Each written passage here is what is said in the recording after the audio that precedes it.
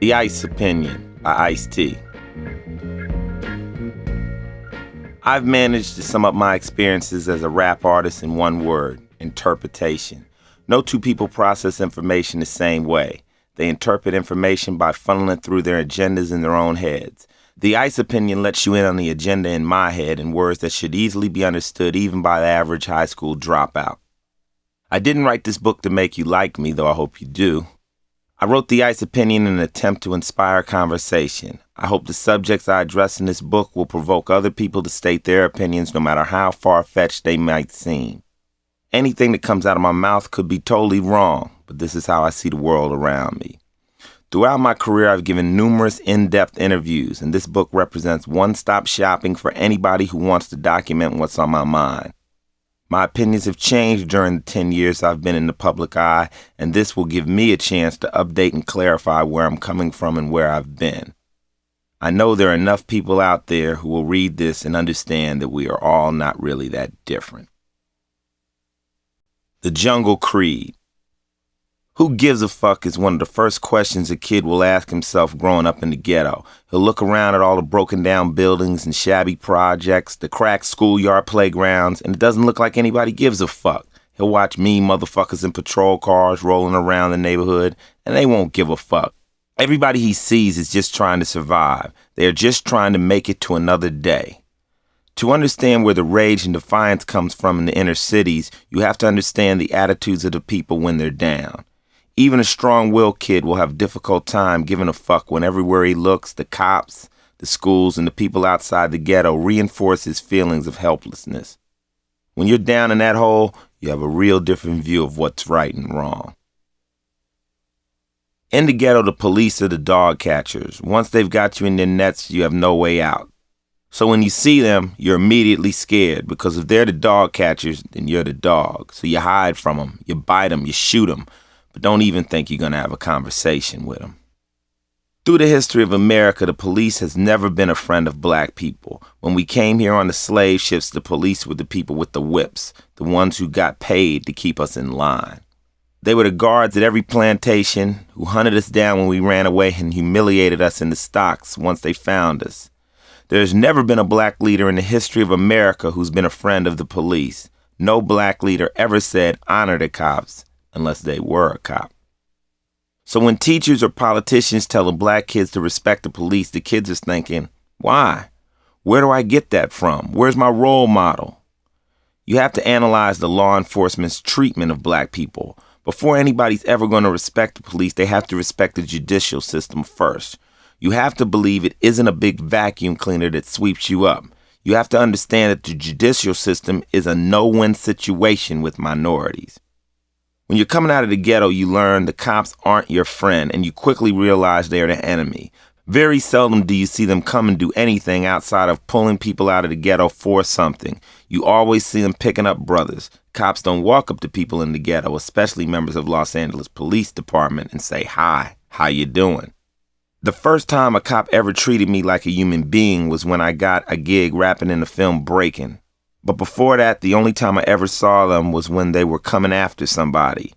In poor environments, there's a lot of crime because people are so desperate. The criminal mentality is reinforced by the way police in the ghetto treat you. When you're down there and you got cops cruising around looking at you like you're already guilty, it just multiplies your feelings of worthlessness.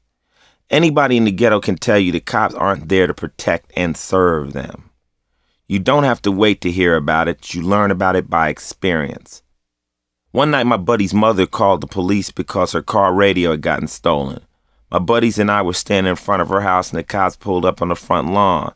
They got out of the patrol car and screamed at us to spread out in the grass. His mom came running out of the house crying. That's my son. The cops waved their guns at her and told her to shut up, go in the house. They searched us, shook us down, and asked us if we were in a gang, and then told us to leave. After we scattered, they went up to the front door and listened to her story. She explained that somebody had broken into her car and stolen her radio. The cops told her it probably was one of your sons. They look like they're on drugs. You know this is the neighborhood. There was no report, no reassurance, no nothing. They were basically saying to her, don't call us around here for no car radio. I'll never forget that incident. I kept thinking, what are the fucking police here for? After a while, you see them and you just wonder, what are they gonna do with me now? In Los Angeles, the LAPD has little tricks up their sleeve to get you into their system. Their key specialty is the Los Angeles jaywalking traffic ticket warrant. You can be the squarest kid on the street, but then you'll get a jaywalking or a traffic ticket you can't afford to pay. Now, how are you going to get $250 to pay a ticket that can immediately turn into a bench warrant? So the next time they stop you, they catch you with this warrant and you go to jail. This turns kids who ain't done nothing into criminals. Immediately, they snatch you up into their system. In my old neighborhood, the LAPD's objective was to pop every kid on the street. If you live in a different neighborhood, maybe this tactic wouldn't be so detrimental. Maybe your mother might have $250 to pay the ticket, and it might be nothing. But you gotta remember, a lot of people in the ghetto might pay $250 for rent. And if your mom's on welfare, you'll be living off of $8,000 a year or less. And that's not all cash, that's food stamps too. So just try to understand that something as simple as a parking ticket can send you under. It's widely known the cops use this tool to get you into their books and their systems. Until you get a ticket, until they mess with you, they don't have any adult fingerprints on you. Sometimes cops will even take you to jail and print you because you fit a description. That's a commonly used phrase that basically means they can fuck with you. You might be walking down the street and before you know it, you're getting printed. They're on a mission in the ghetto to print the entire neighborhood. They make you out as a criminal before you even know what's going on. Eventually, they're going to book everybody for something and get you into that jail system. The treatment of the people in the hood by the LAPD contributes to your feelings of inferiority. The people who are in this position down there feel like they are unwelcome anywhere else. If you're driving through Bel Air and you're stopped by the LAPD, they'll look at your zip code or run your license number through their computers to determine where you're living. If you're living in 96 in Western, you're here, get out, lay down. If your zip code shows Beverly Hills, then it's a totally different routine. The people in the hood get treated in a way that nobody else gets treated. Since 1986, 47,000 cases of police brutality were filed with the U.S. Justice Department and only 60 of the attackers were prosecuted. If nothing else, you don't like it when you see a cop coming, but until you live in the ghetto, you just can't understand. Early on, the kids growing up in the inner cities learn in school there ain't no reason to go to college because you ain't getting a decent job anyway. I don't know where that comes from, but it's there. And when you're there, it deeply affects you. It may be a big hoax, but you never forget it. The successful people you see in the ghetto are the drug dealers, the pimps, the brothers driving around in flashy cars. Your role models are these fly guys you see because everybody else is struggling. The hustlers look like they got it on. You don't really see them do dirt. You just see the accumulation of wealth, and it's more than you got, so you're attracted to them and their lifestyle. The only reason you see drug dealers always driving through the streets is they have to get paid. Most of them don't live there anymore, but you have to come back to the neighborhood to make that money. They leave there because they can't stay down there in an environment where the people know who's got the money and who doesn't. In the ghetto, you're constantly living in a survivalist atmosphere. All these people are on top of each other, pushing and scrambling, all in an attempt to get out of this hole. Everyone is trying to survive, and in this microcosm of people, you might see a guy who appears a little richer, but basically, everybody's broke. It's difficult to teach basic moral principles like charity, loaning, and trust. The environment is also poisoned with drugs, so a lot of people there ain't really even themselves. In the jungle, masculinity is the premium. Anybody weaker than the next man will be victimized by the stronger. You learn early on, like in grade school, if I'm weak and you're strong, when I buy my ice cream sandwich, you're going to reach over and break off half. That's how you live and you get used to it. It's the animal instinct. The white knight is not the hero. Displays of strength and aggression are prized because you're always walking like a prison inmate. In the hood, violence and even murder becomes something honorable. The more violent person, the more defiant person will get the highest ranking. The person who pushes it to the limit and is willing to go to jail earns the most props because he's willing to put his life on the line and fight for what he believes in. Once you're down there, you've got this walk, this attitude that says, don't fuck with me. You don't understand anybody who is weak. You look at gay people as prey. There isn't anybody in the ghetto teaching you that people's sexual preferences are predisposed. You're just ignorant. You got to get educated. You got to get out of that jail called the ghetto to really begin to understand. All you see is a sissy, a soft dude, a punk. That's how it is when you're down there. Everybody walks around looking at each other crazy. That's why you find girls who live in the neighborhood are so tough. I don't care how pretty they are. Each one of them has a real strong side to her just to survive. You may wonder why black kids wash their sneakers, because that's all they got. This is how they're being judged among their peers. They're being judged by what model sneakers they got or by their little gold chains. If you're going home to a project and you don't own anything, and neither does the next guy, you take pride in your gold chain. Your whole self-esteem is based on making something special out of the little you might have. You get respect by how you dress and how you carry yourself. When we see white kids or rich kids dressed like bums, we never understand it. Why in the fuck are you trying to look like that? We're over here pressing our fucking jeans every day. And it may be the only one pair of jeans we got. I've come to believe a lot of people's appearances reflect their search for opposites. That's why Bon Jovi will try to look bummy and why I'm not trying to look bummy. I used to have to look like a bum because that's all I had. The funny thing about the ghetto is when you're living there, you don't even know you're there. You don't have anything to compare it to. Everything you see on TV, you think that's not real. If you're not traveling out of an area, your scope is so limited. I grew up in a New Jersey ghetto. When I first moved to Los Angeles, I lived in Windsor Hills. Windsor Hills may be a nice black neighborhood, but I thought it was Beverly Hills. I didn't know as far as the rest of LA was concerned, Windsor Hills is still considered the ghetto. The first time I took some of my boys from the 40s into Beverly Hills and Bel Air, we drove past some of the homes. They asked me some ill questions. Is that an apartment building? How many people live in there? How many houses is that really? They couldn't believe it could possibly be one house. I'll never forget the illest comment. It came from my buddy's brother, Bebop Bill. Looking up at one mansion, he said, "Imagine what they eat." He was thinking about food. He said dreamily, they can probably eat whatever they want to. He's really saying, I don't eat what I want to eat. I eat what I can eat.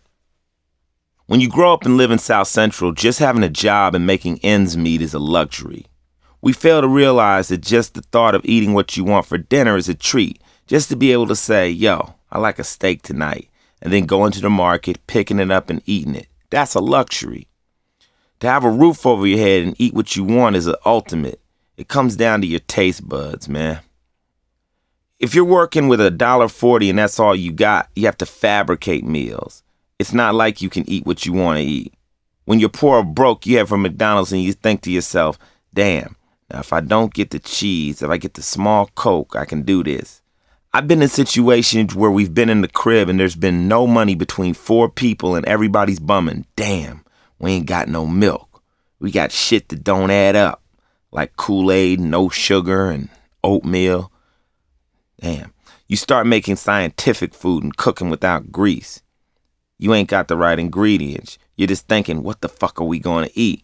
If you go home and there ain't no food there because mom's is broke, in the ghetto, your parents often won't have any money either, and they'll almost tell you, do what you got to do. Kids will end up hustling and stealing because they ain't got nothing there. And no matter what the reason for poverty or the situation that put people into poverty, the problem exists. People ain't got no money. When you're in that situation, your perception of what's right is so totally different than someone who grows up in a middle-class neighborhood. Ghetto kids grow up in this fucked up world and they think that's how it is and they can't do anything about it. Until you get up and out of it, people don't see that there are any alternatives. They don't know anything about the community I live in now. They're so far away from it. Now, all of my neighbors are currently preparing to die of old age. They got their life insurance all in order and their wills are written up. You go to my old neighborhood and just try to talk about retirement plans. The mentality is retirement. Man, I'm just worried about getting to the next year. I don't know what you're talking about. The greatest tragedy in the ghetto is watching people become accustomed to the prospect of a bleak future. If you try to talk to them about the positive future, you'll learn they don't really see the future. It's too dim. is too untouchable. I try so hard to explain to kids who I meet that when you actually venture outside of your hood, there's nothing out there that's not yours. I don't want them to believe that their neighborhood is all they got. Why can't you go surfing? Who says surfing is just for white kids? It's your wave too. That's your snow mountain up there in Big Bear. Let's go skiing. Let's go horseback riding. Let's go jet skiing. Everything is everybody's. But you see, each time you go to one of those places I mentioned, you're going to have some eyes rolled at you. What are they doing here? Why are they trying to play golf? Why aren't they where they're supposed to be? A lot of kids just find it less frustrating to just stay where they are.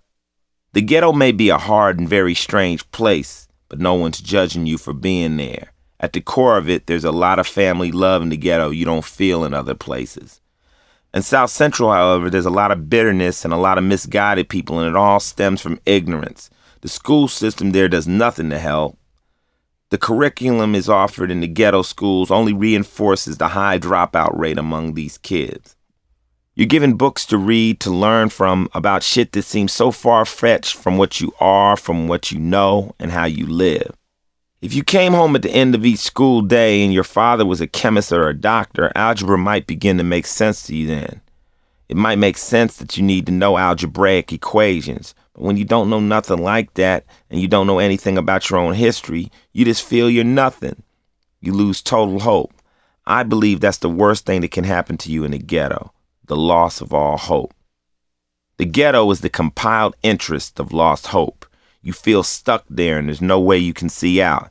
The only people you see making it are the kids hustling, and it's a paradox that draws you deeper through jail and through lots of trouble. I see the frustrations of this mindset so clearly, I'm basically a product of it.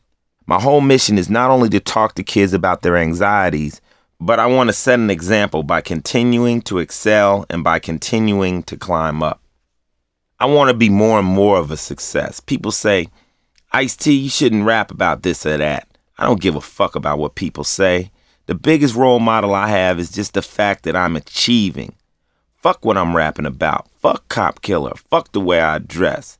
I want people to say this brother was down here with us and now he's making something and he's attempting to tell us how to do it. I've had so many people from the hood step to me and say, yo, when I see you do a movie, it makes me think I can do it. When I see you write a book, it means I could be writing a book. That's why I'm reaching in so many directions. I didn't want to become somebody who could just do one thing. Oh, this dude used to be in a gang and now he makes rap records. You know, that's all they can do is rap.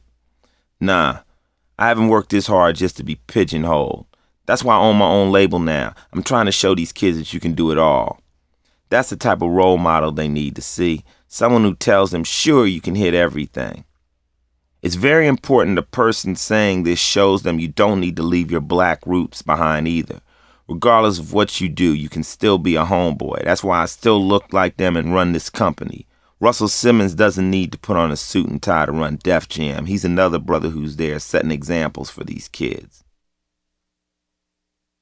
In the future, the dominant culture will rule in America. People from the ghetto are the dominant culture. That's why you're seeing a lot of shit change. You're seeing very hip white people. You're seeing street kids just getting stronger, more militant and radical on all fronts.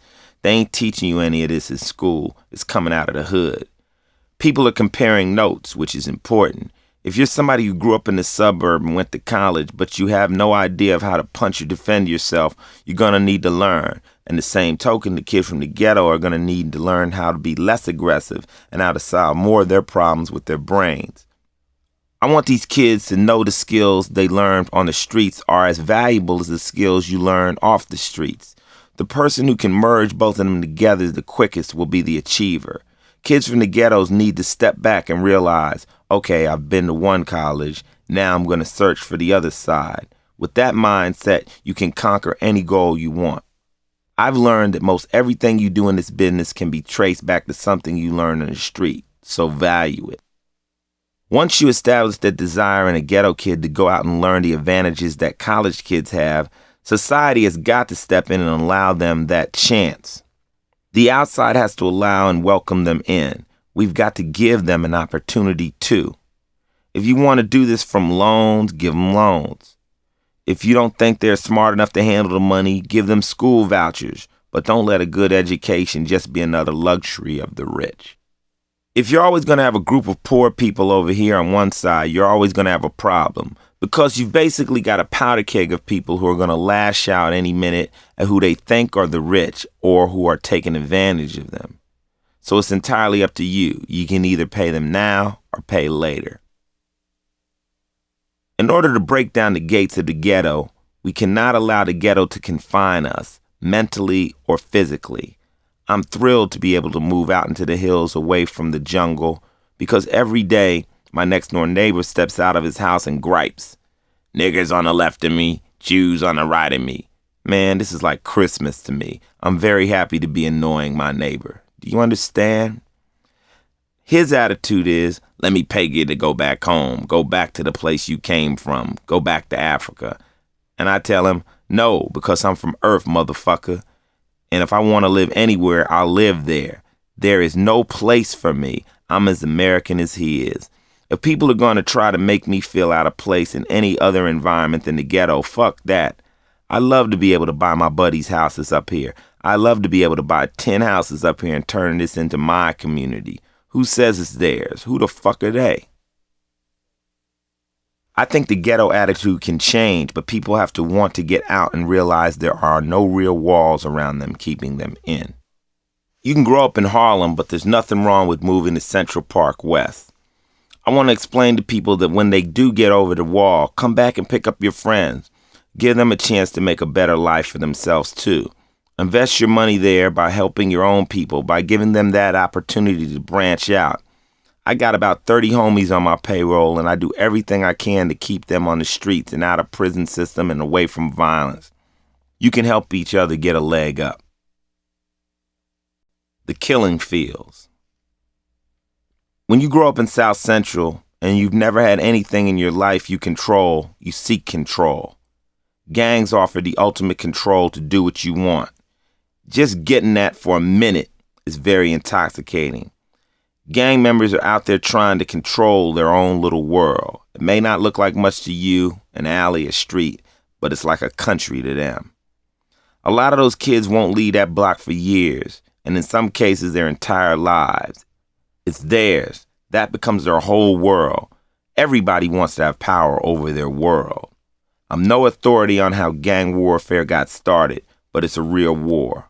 Lots of people don't see that. They just think it's stupid kids shooting at each other. If that's the case, then any war can be regarded as such. Try to just imagine somebody in your family getting killed by a neighbor, maybe a teenager across the street. The police come to your door, take down information, and don't do anything about it. Each day after that, you gotta look at the same people. Would you go over there and kill them? I don't know. Maybe you would. Maybe you wouldn't. The gang scene in Los Angeles is extremely complicated and deep-rooted. The Hispanic gangs have been banging far more years than any black gangs. The black gangs began to form after the Watts riot in '65. I first came in contact with gangs in 1974 when I started going to Crenshaw High School. I saw this one group of guys hanging out together, and I wanted to know what was going on. They were a unit. At this point, unknowingly, I got connected with the Crips. When you go to school and you start hanging out with friends from one neighborhood, this immediately becomes your gang. These guys were part of the first generation of black gangs. Across town was a gang called the Brims, which are now called the Blood, and I then started to learn all about the different groups and their idiosyncrasies. Gang divisions are called sets. A gang member will ask you, what set are you from? Meaning, are you a Crip? Are you a West Side Crip? A Rolling 60s Crip? Some of the gang's basic characteristics are Crips wear blue, Brims wear red. Crips call you cuz, Brims call you blood. The Crip has his left ear pierced. The Brim has his right ear pierced. In the black gangs, anything that's not a Crip is a Blood. This means the blood gangs weren't all necessarily connected. You'd have bounty hunters, Pyrus, Denver Lanes, villains, swans. But they didn't get along together and they lacked unity. That made them less potent than the Crip gang. As the gangs evolved, the Crip gangs became so wild and notorious they started to prey on themselves and divided among their own sets. The Grape Street Crips and Watts would be at war with the Rolling 60s. The numbers like the 60s correspond to the street blocks. The street area where the gang activity would happen would not be too far from the west of Crenshaw Boulevard, all the way to the east as far as Long Beach and back into Watts. So when you hear people talking about the 20s, the 20 refers to 20th through 29th Street. And each set would have an east or west side, like the 7-4 Hoover West Side or 7-4 Hoover East Side. All these gangs have their own hand signals. A Hoover Crip would throw both his fingers down and put another finger across to look like an H. The Crips hold up a C. A Blood will make his fingers look like a B. Even the hand signals are intricate. They can tell each other to fuck off from one set to another by throwing up the signals. When a gang member gets ready for battle, he goes hardcore gang banging. They call that loking, going loking up. All of a sudden, the beanies go down crazy, their pants sags, their sunglasses are on. It's the equivalent of a Native American going on the warpath. A gang member reading this book would naturally know I was in a Crip set because a Blood would never use the word loke. When it became public I was involved in a Crip gang, interviewers asked me which set I was affiliated with. I still don't think it's anybody's advantage for me to publicly represent a set. I don't want to be responsible for somebody targeting that set for any reason. You have to remember, this is no joke on the street. People live and die over their colors. There are 3 levels of gang membership: hardcore, the members, and the affiliates. The hardcore gangster is a straight-up warrior. He's always out looking for the enemy. He's always in the attack mode. He lives the violent side of gang life, and that's all he focuses on. He's the equal of an army soldier who enlisted in order to go to war. The members are in the gangs primarily for the camaraderie. The members usually run the gangs because they are more level-headed than the hardcore members. These are the guys who understand gang membership has its privileges. The Ghetto Boys have a record out that's titled Damn It Feels Good to Be a Gangster, and the members have fun with it. They gain brotherhood and confidence that they aren't getting from anywhere else. The affiliates know all the gangbangers and they wear the colors, but they're not out there putting in drive-bys. Usually they just live on the same street as the set and abide by the rules.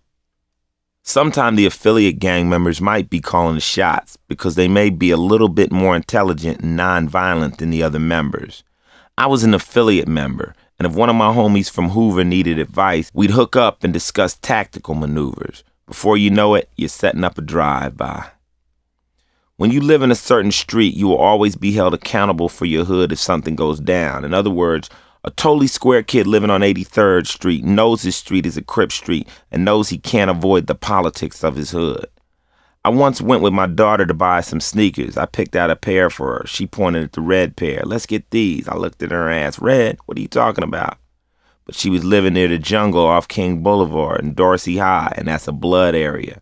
She let me know she's not a gang member, but she's part of that environment. She told me, "I'd just rather blend than try to fight it. If she wants to wear blue and all her girlfriends are wearing red, she's going to create a problem, so why do that?" The first 3 levels of gangs really have to follow the rules completely. One of the main violations is association with the enemy. It's like the Civil War revisited down in South Central. You have to visit your cousin on Sunday, expect to hear about it on Monday. "Yo, cuz, I seen you with them Bloods." Kids get sweated for that all the time because they got gang spies. If you're seen hanging out on enemy turf, it's like treason to your set. The rules of gang warfare are not much different from the U.S. military. If a fight breaks out and you run, you can get smoked for that. In the Army, you could get sentenced to death. So the kids who are more blatant with their membership or in military speak gung-ho gain rank. In many ways, gangs are playing the same games America plays against other countries. The ultimate rush for any man is power. When you're in a set, you not only gain power, you gain rebellious power.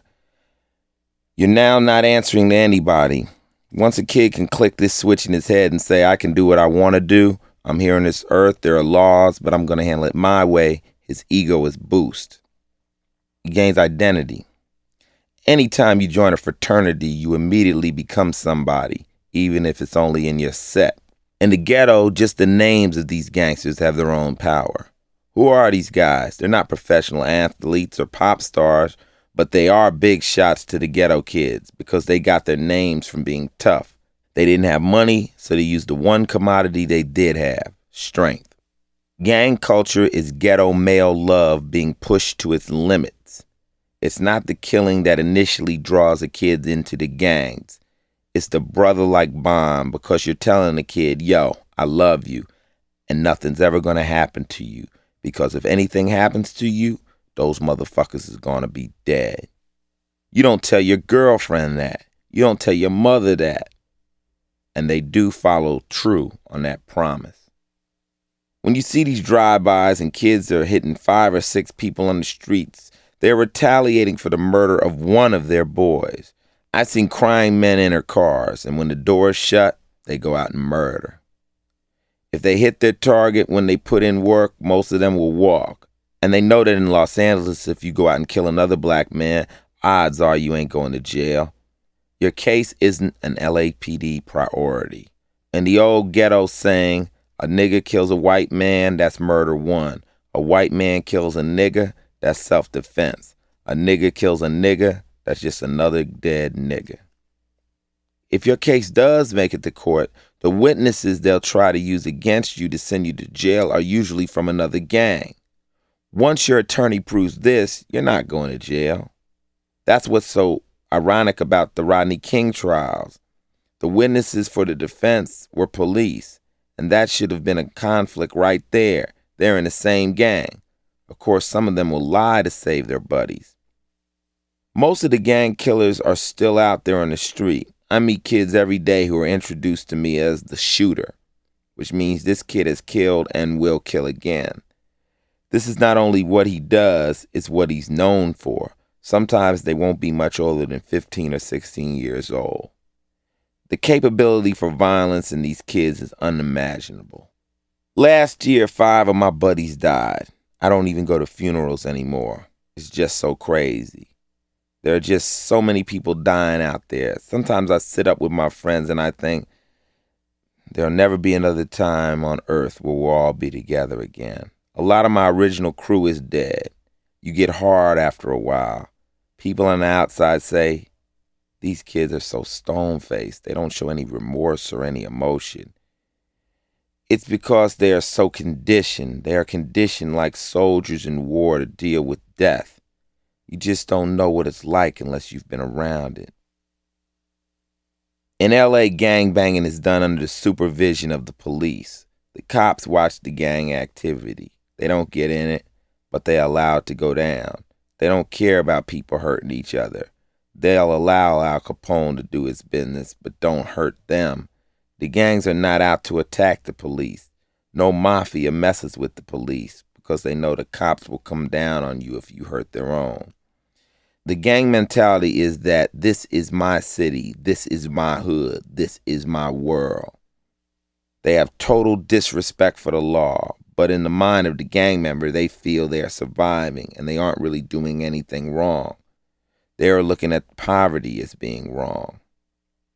Stories fly around town about cops antagonizing gang members to fight each other by going around from set to set and spreading rumors about who murdered who. A lot of cops find this shit funny. If you're a real policeman, you don't want to see anybody get hurt. But first, you got to put yourself in the mindset of the cop who gets up in the morning saying, all these fucking niggers savages down here, I'm going to go down and put some of them in jail and beat some of them up. That cop, he's causing just as much trouble as they are because he's in there stirring them up. They'll pull you to the side of the street and tell you to get out and run. They'll tell you to fight them, and you've got to fight them. The gangs do nothing more than act as defiant as possible toward police. A gang member will see a cop and throw a setup to him. They call that giving it up or hitting him up. Like Ice Cube says on his Predator album, see one time, hit him up.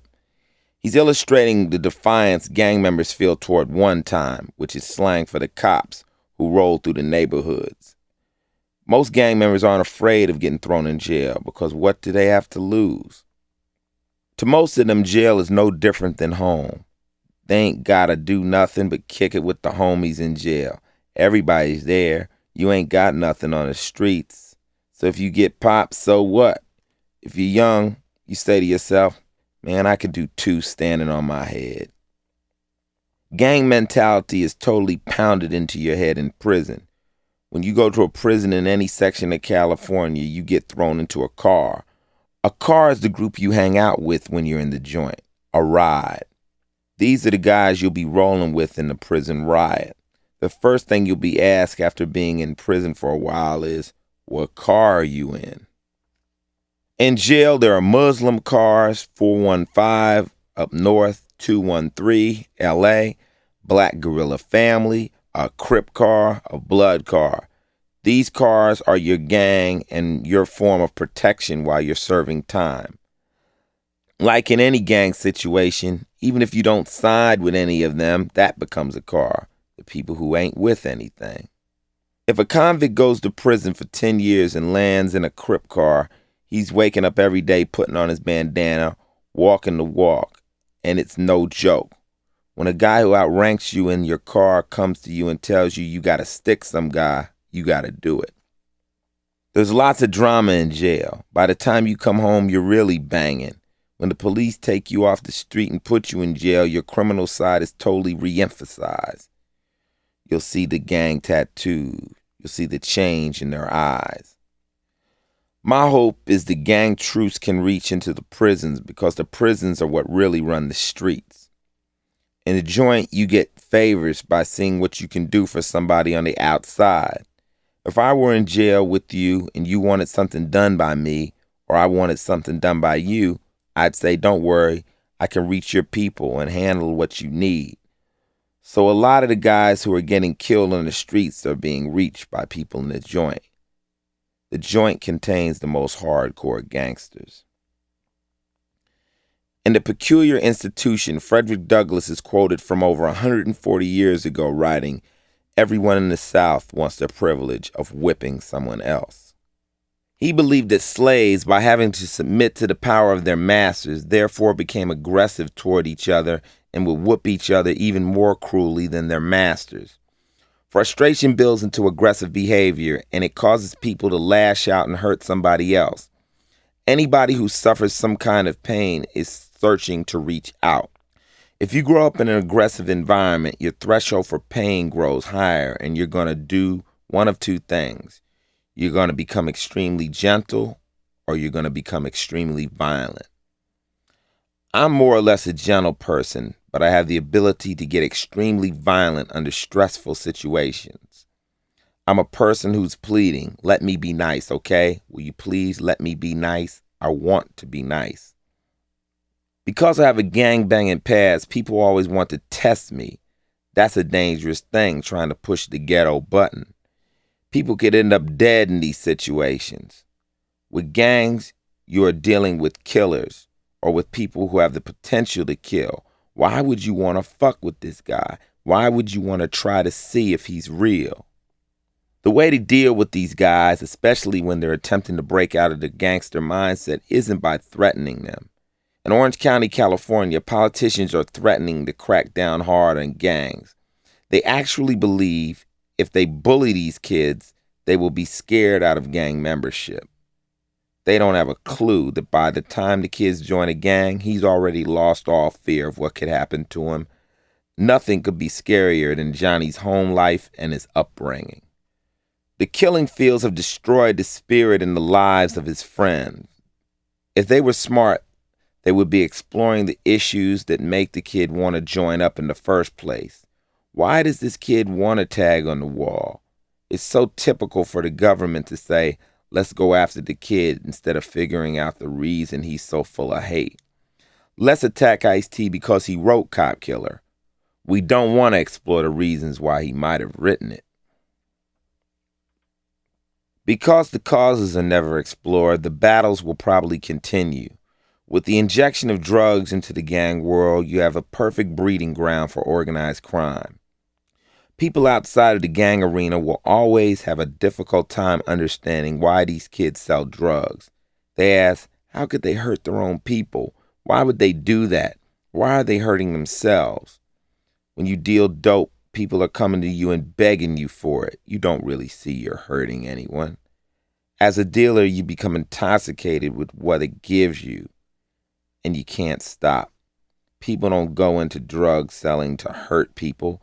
It's not like they want to go out and kill people. If that were the case, they would take the drugs and lace them with cyanide. They are not trying to kill anyone. They are trying to get into an occupation that allows them the chance to live better than they are. Before the introduction of crack, you had units of kids who were out there fighting each other over a street, not money. Now, all of a sudden, you gave them a chance to make a cash flow, and these kids created their own organizations. Dealing also helped break the gangs up into smaller units because they had the money and the opportunity to do it. Right now, crack cocaine is the #1 employer of minorities in America. It's very hard to retire from that occupation. That's capitalism right there. Crack and cash flow has given yet another angle to the whole complex problem of gangs. Now you see these gangs spread out all over the United States. With the onset of the gang truce, the gangs in Los Angeles are in their final bonding stages. Prior to the truce, the gangs had all bonded into small units, which I see as a death bond. If they remained separate, the war would definitely continue. By bonding together, they can step back and realize, yo, we've all got the same enemy.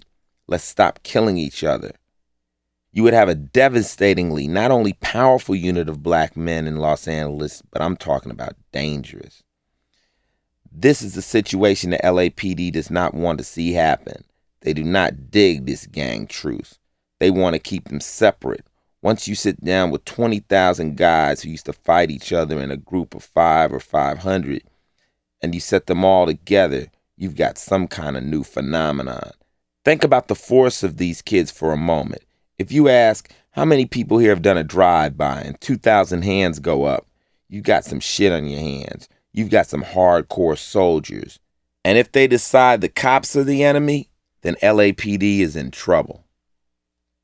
The cops have every reason to want to see these kids remain separate. It's better for them if they keep killing each other. I never see the elimination of gangs. I would like to see the elimination of gang violence, though. Currently, I'm putting a lot of time and energy into Hands Across Watts, the organization in LA trying to see the gang truce through. Many of my friends still live in South Central or Compton, and every other phone call I get is word from the street. I'm what you call a shot caller, so I probably know more about what's going on in the hood than people who live there. I'm the one paying for funerals and counseling kids to quit killing over the colors in the streets. I'm the homeboy who made it, and I'm trying to set an example that there are alternatives to the violence. I have hope that peace can be instituted. If you could just get the violence down to a standstill, you'd be left with what the rest of the world calls clubs. In a city this big, you need a group of people around you. When you're from a rough environment like South Central, you need to ask yourself, we're going out looking for trouble, or are we going out to protect each other? The organization I created, the Rhyme Syndicate, is a business, but it employs ex-gang members and ex-street hoods, and in a way, we are a gang because people know they don't want to fuck with us. People have got to understand that gang warfare is not something that should be treated like some minor problem. It's going to take a big truce. It's going to take negotiations. It's going to take money. It will require a lot of effort to get it to an end. Thousands of people have died on each side of this bloody battlefield, and it's not just something that you can snap your fingers and tell people to stop. Crime and punishment. Everybody in this world at one time or another commits a crime. The first time you drive 1 mile over the speed limit, you've committed a crime. The first time you don't come to a complete stop in an intersection, you've committed a crime. The person who cheats on his taxes, even a little bit, is committing a crime. The question is, how far will you push the limits of crime? Here's the bottom line. Does crime become your occupation? It's easy to understand the temptation of crime. You've seen all the money the DEA pulls off drug raids. Anybody who has looked at that for 1 minute and thought, damn, if I just had one of those stacks, has fallen under the influence of what makes people commit crimes. For that one moment, you took a step toward it. Now, take that step one step further by adding a guy who whispers in your ear, "You want it? I can show you how to make it." In the streets, that guy is in your face all day. I've watched gangsters dump $400,000 onto a bed in a motel room. $100 bills took up the entire bed. This wasn't a movie set starring Demi Moore and Robert Redford. This was the real shit. I looked at that cash and thought, damn, these are just some brothers. They weren't no CEOs from Warner Brothers. These were just my homeboys. At the time, I had just gotten out of a 4-year stint in the Army. I joined the military to do the right thing. After getting a girl pregnant in the 12th grade, I was in some hardcore infantry shit that preached the kill 'em all approach. Just pure gung-ho shit. I hated the military. When I got out, I just wanted to be a DJ. I ended up working a government job, and at the end of the month, I got a check for $180 every week. After taxes. Fuck, my homeboys were driving Mercedes-Benzes. I started rolling with them. I became Ice-T on the streets before I was Ice-T the rapper. I had a name, a Porsche, all this shit. But all I ever really wanted to do in life besides be a DJ was to be a pimp. I even named myself after a pimp, Iceberg Slim. But to be a good pimp, you have to be your best hoe. And pimping wasn't really about enough money. So my crew and I turned to hustling. Insurance scams, burglary, jewelry heist, armed robbery, whatever. Once the money starts coming in, you're hooked. When I was hustling, I never clouded my mind with drugs. When you combine drugs with crime, you have a criminal who doesn't give a fuck. A guy who might have not have hurt a person sober will now use force. The user needs that dough. Your survival becomes intertwined with your dependency. If drugs were legalized in the same way alcohol is, fewer crimes would be committed because so many crimes are directly related to illegal drugs. I don't believe anybody will ever be able to control any substance. Anything that a chemist can make will always be available, period. You'll never be able to control alcohol. You'll never be able to control heroin. You'll never be able to control crack. If crack were available right now through the American government, all the money they're using for drug enforcement could be used to create total awareness about what the drugs will do to you. Through ads and education, the government could raise user awareness. The money could also be spent on rehab so addicts wouldn't have to get on a 6-month waiting list when they decided to dry out. So much violence follows drug use because users are always scrambling to get it. Everybody's using dirty needles, and the government just watches it happen. There has to be a reason our government does not want to legalize drugs. Somewhere somebody must be making money because I just don't believe they care that much about people. How can they be concerned about drugs when alcohol has the same effect on the body as crack? Now that alcohol is legal, you don't see people murdering each other over whiskey anymore. That war is gone. People need to understand that any substance available on earth will be obtained by the people and used by the people. All you can do is accept that fact and make life safer for everybody involved. Crime is like any other job. The more intelligent criminals get involved in more intelligent forms of crime, the more ignorant people are stuck on lower rungs like muggings and stick-ups. Give us your money is about as simple as crime comes. Burglars might have to use a tool or know how to disarm an alarm. You need to have some smarts. These guys will probably move up to fraud, paid arson, insurance fraud, credit card fraud, which is rampant at this point. A popular insurance scam in LA is the crack game or the forced accident. These guys are looking to get hit by new cars, which are generally insured. The person in the crack game car will attempt to hit the driver as he makes an illegal turn or doesn't come to a full stop.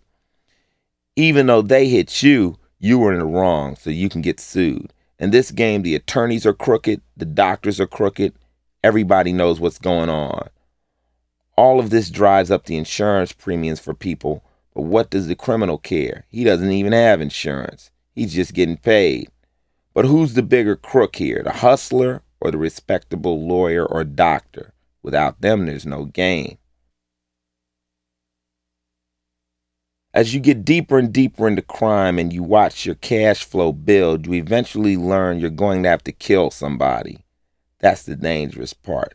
The full-fledged career criminals have to play hardball. They can't view anything as off-limits or illegal. You enter a warp where you say, if I gotta kidnap somebody, I gotta kidnap them. If I gotta kill them, I'll kill them. You can't at any point say, I don't want to do that. That's the only way you can survive full out with the criminal life and really make it big. If you start selling $10 bags of weeds, that might get you a nice car, but if you want to get a real nice car, you have to start selling pounds. You want to get a house, you're going to have to start selling 10 or 20 pounds of weed. Once you hit this level, people know who you are. You've made yourself bigger and you become more of a target for the lowest form of criminal, the robber. So you might have to kill them to protect what you got. You also become intoxicated with the game of it all. The smart drug dealer isn't getting high off of his dope. He's getting high off of his cash flow. You not only employ a lot of people now, but you're accountable for a lot of people's money. Say there's a kid in South Central selling dope. If he's got a connection with the Colombians, he can't quit. The punk kids on the streets who help him sell can't have you quit either because the next man might not want to use them. The Colombians can't have you quit because you're moving too much dope for them. They'll put you in a coffin. You can't quit, so you get yourself into a jam where you just can't stop. Now that you're hustling, you've got a lot of overhead. You got a house you own. You got car bills. Before you got in the game, you could have lived off nothing, but now you need 15 G's a month just to keep the shit you got. That's why you see very rich people do very crazy things when they think they're going broke.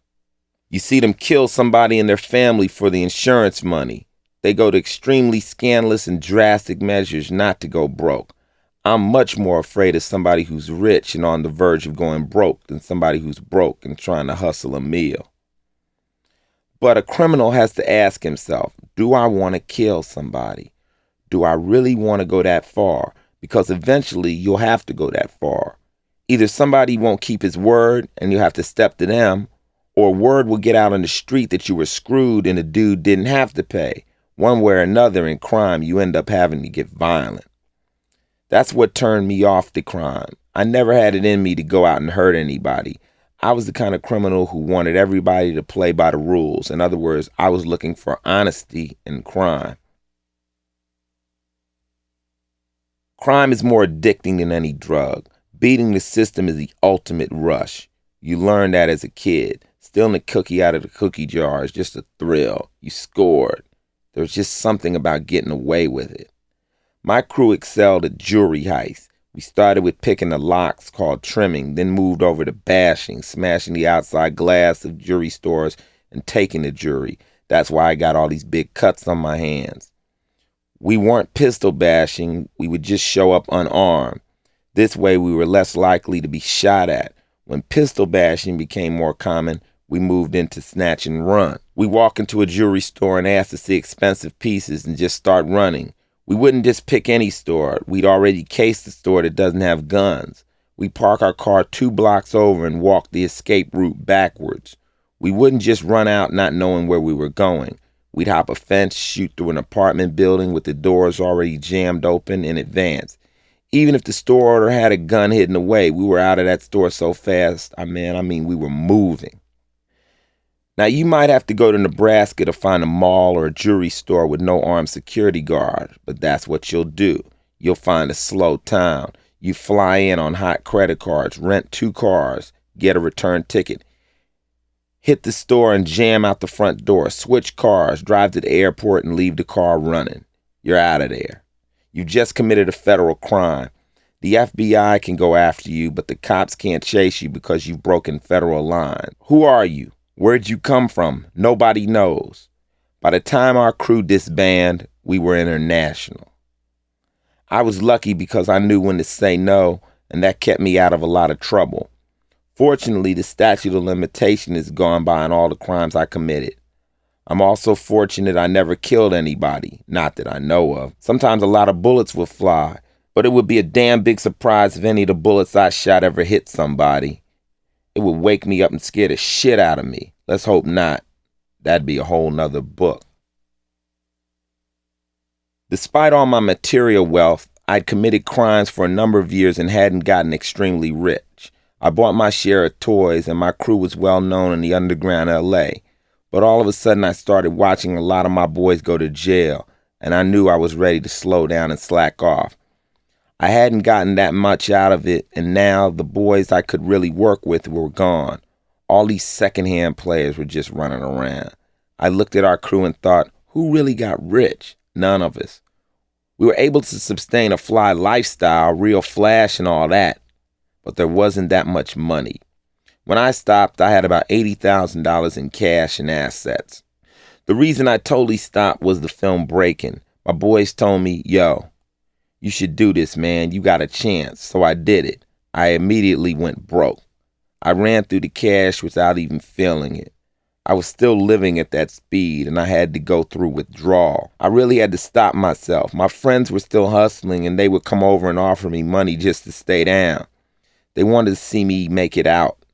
One of my buddies told me, Ice, man, you need to do this movie, man. White people like you. You got a chance. In a way, it's a real sad statement because he's saying, I can't make it over there. They won't let me in. Crime is an equal opportunity employer. You don't need a college education. You don't have to be any special color. You don't need white people to like you. You're self-employed. As a result, criminals are very independent people. They don't like to take orders. There are no applications to fill out, no special dress codes. There's a degree of freedom in being a criminal, but you're always gambling with your freedom. You have to ask yourselves, how much are you willing to risk of your freedom?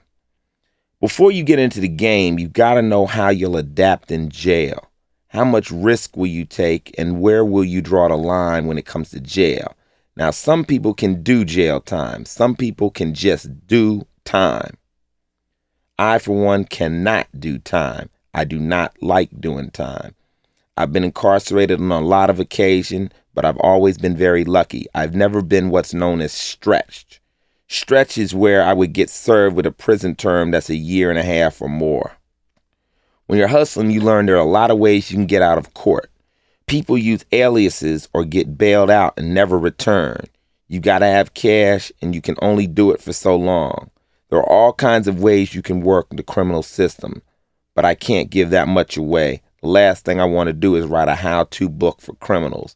My homies will read and say, hey, you told everything. What the fuck are you doing, man? They say the game is to be sold, not told.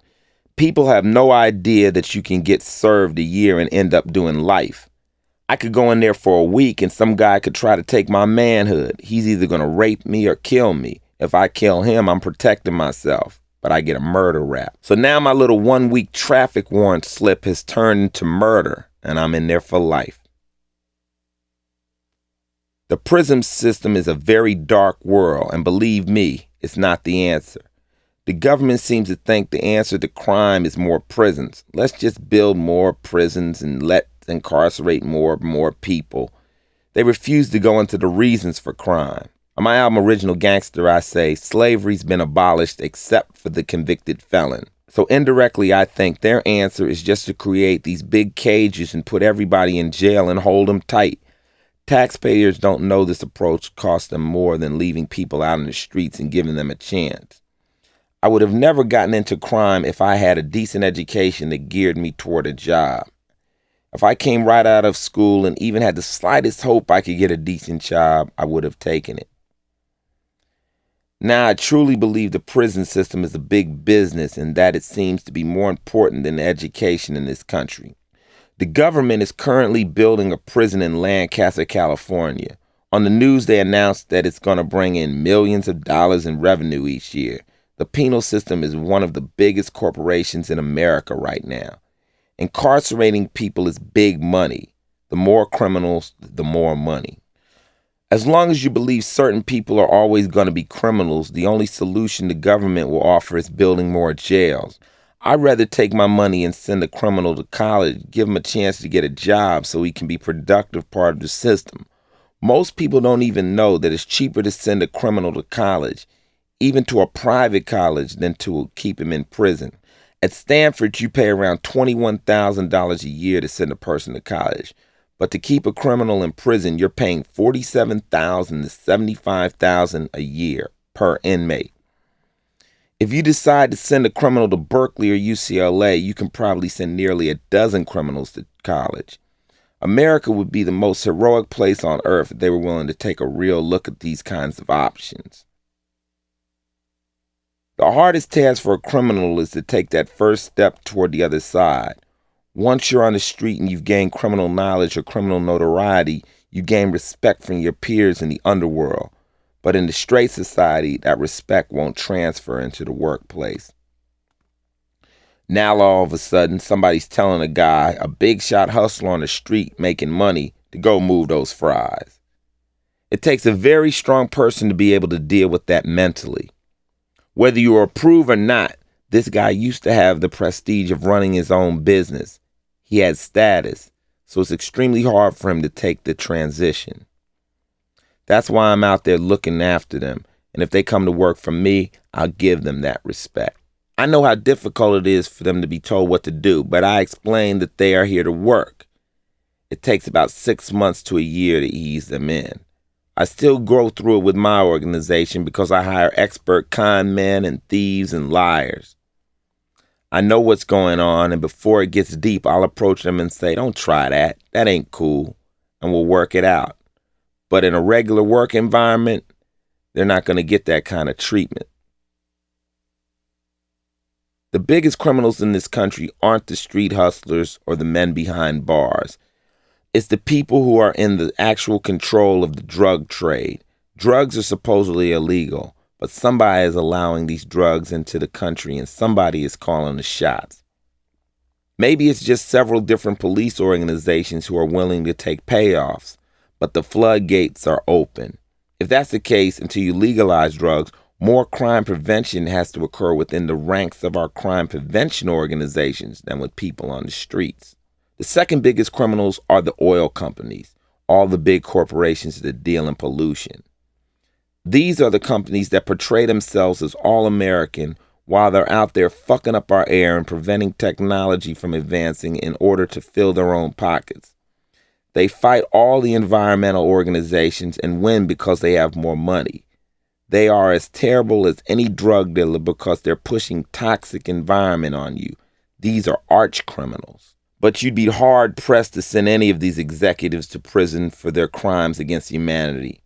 They are waving the flag while paying everybody off. They'll never see the inside of a prison cell. It's so strange to have friends in prison. It's like they're dead, but they're alive. You just don't see them or hear from them much. If they're in the hole, you can only talk to them once a month. The hole is the equivalent to solitary confinement. It makes you crazy. The whole jail system is just there in order to make you crazy. My friends in jail are the reason I'm not there. Guys who went in when they were 18 are coming out now and they're 30, and they missed a lot of their fucking lives. My job as a friend is to tell them, don't rush it. Don't rush it, man. Move back into this slowly. The penal system is such a vicious cycle. You come out with no money. If you write convict on a job application, you ain't getting hired, so you're stuck. How you going to come up with a first and last month's deposit on an apartment? To get the money you need just to climb back onto the other side. You're almost forced to commit another crime, and crime is the only job that will employ you without discriminating. Your only hope is to run into somebody who made it to the other side. If you run into that person who will respect you, you're in. You got a chance. But if you don't run into that person, you find yourself back with your crime buddies. You don't have to explain yourself to them. You get sucked back in. People are so shocked when they hear a convict committed a crime right after getting out of prison. But what were his options? You've also got a tail on you, which is your parole. Legally, you're still owned by the prison. You're just doing the time on the street. If you get caught around anything illicit, even if you're not involved, you're back in. I'm very proud I associate with convicts. America is starting to build a convict and ex-convict culture. Soon, everybody on the street will have been in prison or will be connected with somebody in prison. At the rate the government is locking people up, over the next 15 years, 20% of the people on the street will be ex-cons. What this means is the next time you meet somebody behind a desk, they may have a relative locked up, and they might be sympathetic toward hiring you. They might give you a chance to get over to the other side because they might understand where you've been. When I went to San Quentin and rapped for the prisoners, some of them told me, "Ice man, you're the one who got away." They're happy for me. The fact that brothers in prison respect me is more important than getting respect from anybody else. These guys have made their mistakes, and they are doing their time, but they represent the real heart of hardcore street America. This is where you end up. So I need to continually ask them, am I doing my job? Am I telling them how it is? Yeah, you're telling them, man.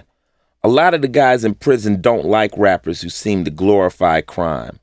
They respect the way I deal with it. I talk about it, but I let you know it's real. An original gangster, I said, I'm a hardcore player from the streets, rapping about hardcore topics over hardcore drum beats. A little different than the average, though.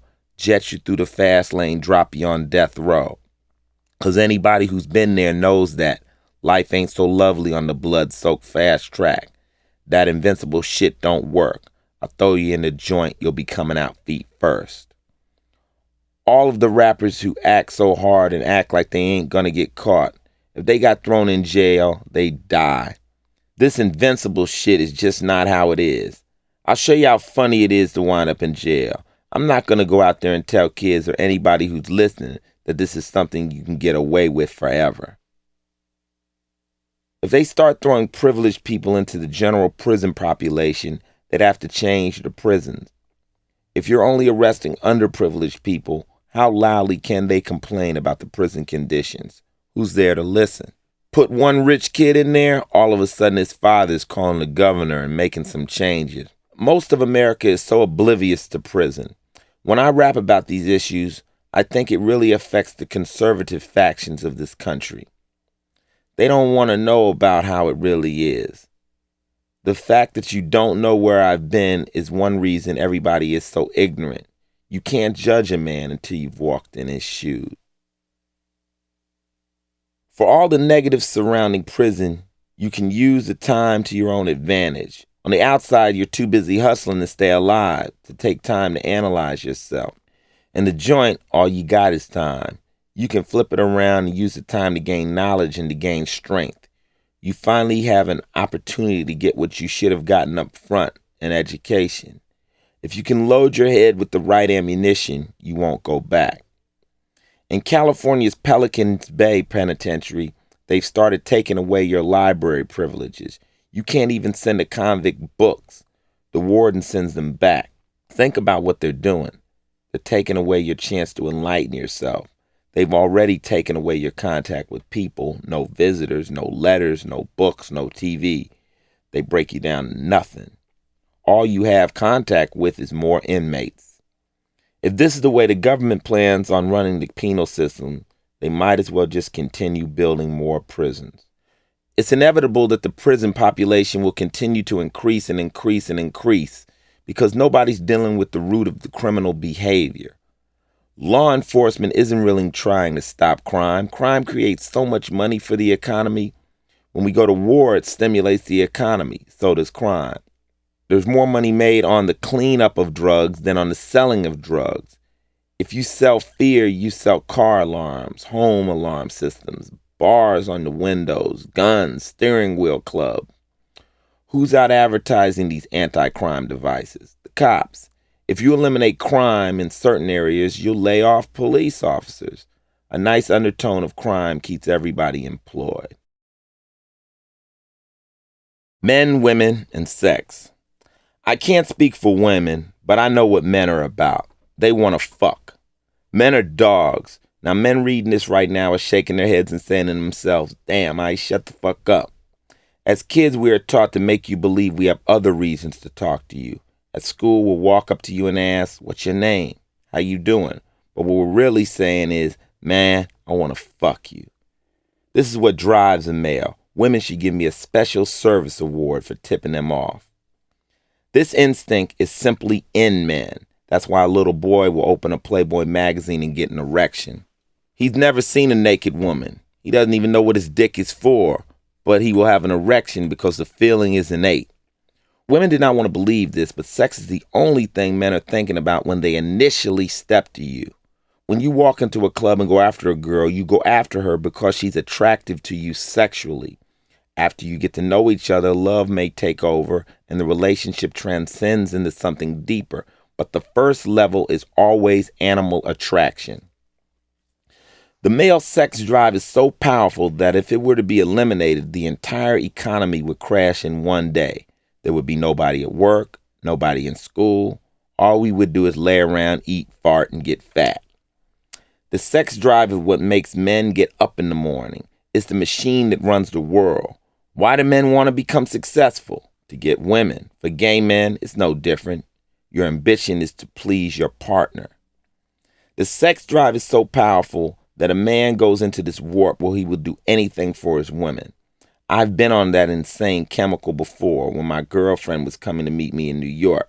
She flipped my switch and started talking crazy to me on the phone. Next thing you know, I'm out of the jewelry store getting her presents. I lost my mind because passion causes you to lose your mind. Passion makes the world go round. Love just makes it a safer place. For those of you entering into a partnership race, I've devised a relationship meter to help you detect compatibility. In every relationship, there are 4 different areas you need to be totally aware of. Physical attraction, mental compatibility, physical compatibility. Physical attraction. Guy looks at girl, girl looks at guy. Guy looks like Godzilla, ain't shit happening. You have to have some form of sexual attraction for this to transcend to the next level. If you look at a guy and cannot imagine yourself with him intimately under any circumstances, you're only going to end up friends. Mental attraction. Physical attraction can be enhanced sometimes by mental attraction. You might find a business associate so mentally attractive you start seeing a physical attraction, but you didn't come in looking for it. You got hooked because you're working an intense job with this guy and his mental attractiveness starts intriguing you. Mental compatibility. If the first thing that comes out of an attractive man's mouth is, let's go shoot some heroin, you're out of there. He may look nice, but he's a chump. If he says something interesting and the girl is receptive, you probably have the beginnings of mental compatibility. You'll exchange telephone numbers maybe, but you're not going to have a one-night stand. Mental compatibility is usually determined on the first date and pretty early on. Physical compatibility. You touch, you kiss, you hold. You'll either hit or you miss. If you hit on all 4 of these, you'll have some form of relationship. Whether it's an affair or a boyfriend-girlfriend type of relationship will be determined by how high you're hitting on each category. If you have high physical attraction and high physical compatibility, you might just end up being fuck partners. Now let's say those 2 don't fit. Now you think, I don't dig him physically, he can't kiss, but we learn from each other and we're together and it's fun. This is a strong non-sexual friendship. Take 3 out of 4. He's good in bed, he's nice looking, he's okay to be with, but at times he's annoying. He can't be a total thing, but you don't mind going out on a date with him. If somebody hits on all points, you're in a real dangerous situation because you could fall in love. This meter is extremely important. When your girlfriend asks you, why are you with him? He treats you like shit. He doesn't ever come around. Why do you constantly go to him? You know it's because he's hitting on 1 and 4. With that scale, you can always find out where you're going. The hardest thing is to be honest and grade truthfully. You can look at your partner and say, well, he's attractive. Well, shit, he isn't really that attractive. This is the hardest thing in the world. Because love is conditional, the scales on the meter start changing. Maybe the guy's getting fat and the passion needs to be regained. Most of the time, the relationship deteriorates because people start getting lazy. It's not like you're still working at it like you were. You're not going out together anymore. You're not dressing up. And when you first went out, you looked sexy for each other. You knew how to turn each other on. You can rekindle the romance. It's not that hard. I'm still excited about my relationship, but you gotta work at it. I'm lucky because absence does make the heart grow fonder. Sometimes I think we've been together so long because I'm away a lot. People generally have to make an effort. The classic scenario, a guy says, "Damn, baby, you ain't putting on that lingerie anymore. Why are you wearing them granny dresses? What happened to my little sex kitten?" While he's sitting around with his belly hanging out.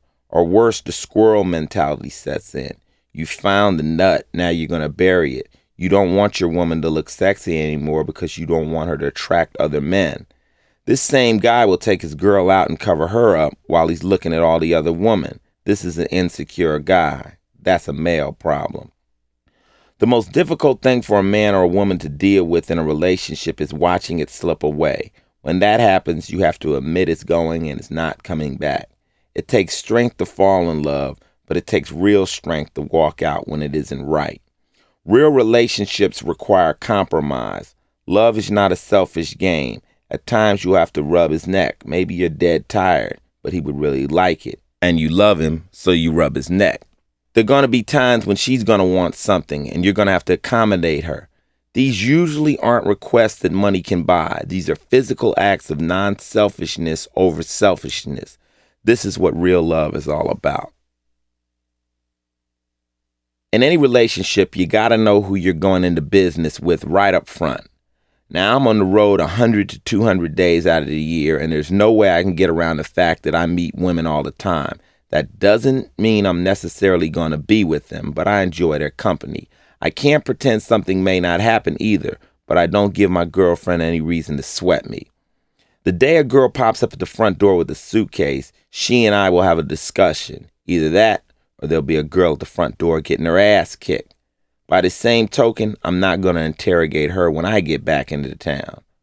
Our philosophy is realistic. When I'm here, I'm here. When I'm not here, I'm not here. When I come back from tour, she'll ask me, "How was tour?" And that's that. And I'll ask her, "How was Mexico?" if she spent time traveling, and we move forward. What's happened has already happened, and there's nothing we can do about it. People who do have open relationships, though, should remember 3 keys because there are gray areas that can cause nuclear explosions. Don't even think about practicing anything but safe sex. Stay away from all friends and relatives. And finally, if you are to have an affair, always sleep with somebody who is at least as attractive as the person you're with. If you're caught with a monster, a fat girl, or someone she or he feels is less attractive than her, she'll probably be ripped apart because her ego will be hurt. The worst relationship is to sleep with one of your boyfriend's friends. You're really trying to get killed over some shit like that.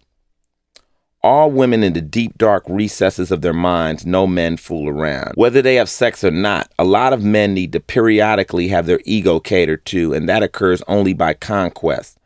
A woman will walk out of the house and men will whistle at her and let her know she looks good. But men don't get this treatment.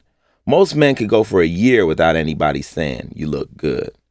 So how does he determine whether he still has it or not? He has to go out and try to talk to women. If a girl smiles, he still got it. Reassurance may be all he needs. For women, there is one guy out there, I don't know if it's Michael Jordan or Tom Cruise or Arnold Schwarzenegger, but there's one guy in your mind, you'd fuck him if he gave you the chance. There would be no conversation, there would be no dinner, there would be nothing but straight up fucking.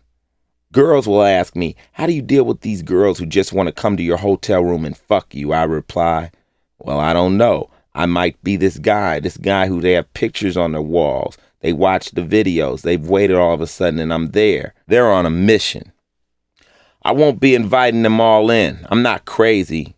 In show business, you're not just an average guy a girl meets out of nowhere at a restaurant. She's had time to watch you, listen to you, read your articles, read your book, watch you on TV, rewind your video. She's probably slept with you in her mind 15 or 20 times already.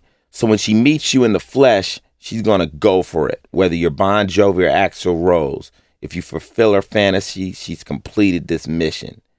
The average guy has to find out if he's even close to her vision of the ideal man. Then he's got to determine how long it will take for her to be with him. This requires straight military tactics. So apply the relationship meter and determine whether you fit in. Once you get in, it's your turn to show them how great a person you are. It's time to be funny. It's time to be deep. Whatever direction this person wants to go, you got to be able to blow in it. Hopefully, you're already somebody this person likes, because you can't really be anything you're not. Now, if you're only out to fuck, do not be afraid to lie. Tell her whatever she wants to hear. Lie, lie, lie. She's probably trying to fuck you too. Maybe in another way. She's trying to get drinks out of you. During this process, a game is going to be played on both sides. If at the end of this lying procedure you turn out to like each other, you can back out of your lies by saying, you know what? I was really just trying to get with you, but you're really cool. She might leave, but if she's real, she'll understand. When I met my girl, I just walked up to her and said, do you want to be on an album cover? I didn't have a record deal. How am I going to get her on an album cover? But I sized up the situation. She was out there dancing and probably wanted to be seen, so I came up with this line.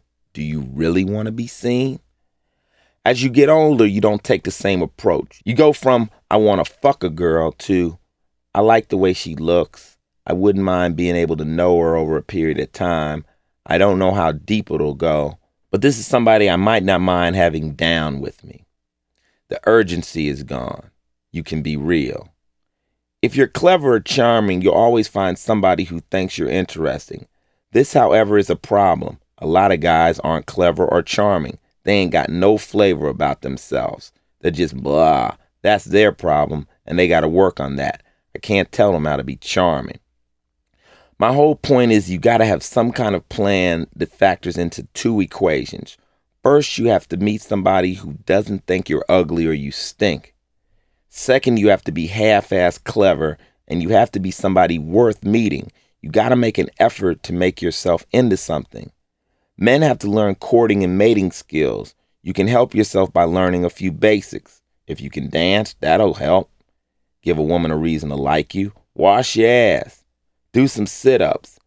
And once you get your physical act together, read some books, learn something, be interesting, get some flavor about yourself. But most importantly, get in the game. Once you've established you're in the game and you've made a date, here are some key lines that'll get you some sex. Use the power of suggestion. The power of suggestion is the biggest weapon anyone has in their arsenal. Try this one. There's no sense of me and you worrying about sex, because if we hang around each other long enough, it's inevitable. Now, what you're doing there is you're trying for a yes answer, because you're saying you are gonna fuck sooner or later. The girl will laugh, she'll smile, she'll think, God damn, this motherfucker's bold. But deep in her head, if she does imagine it one day, she'll have to agree with you. Confidence is the greatest aphrodisiac. Overconfidence is a turnoff. It must be handled like nitro. My girl's very extroverted. She's always been that way. If I had to beg her to dress sexy, I wouldn't get off. The most erotic thing to me is to hook up with a woman who knows what she wants. The key to my eroticism is submission. Both people have to submit. Now, one person's submission might be to dominate the other person, but total submission is the ultimate turn on. Check out Madonna's erotica video. She's saying, yo, I'm going any way you want to go. This way, that way. I'm like down with it. That to me is erotic. I am an Aquarian, and while others might think about the earth, we think about the sky. I dream. I want to be with someone who can feel on a spiritual level. This is the spirituality of love. What you're trying to do is to form some attachment to this girl that is not of this earth, like a vibe, but it's real. If you can mack a girl out on this level, there is no man who can rival you. You will never be out-talked. You're taking a woman to this level that says, I don't care if you got a man. I don't care if you got a husband. I don't care if you're married and 3 years from now got 5 kids.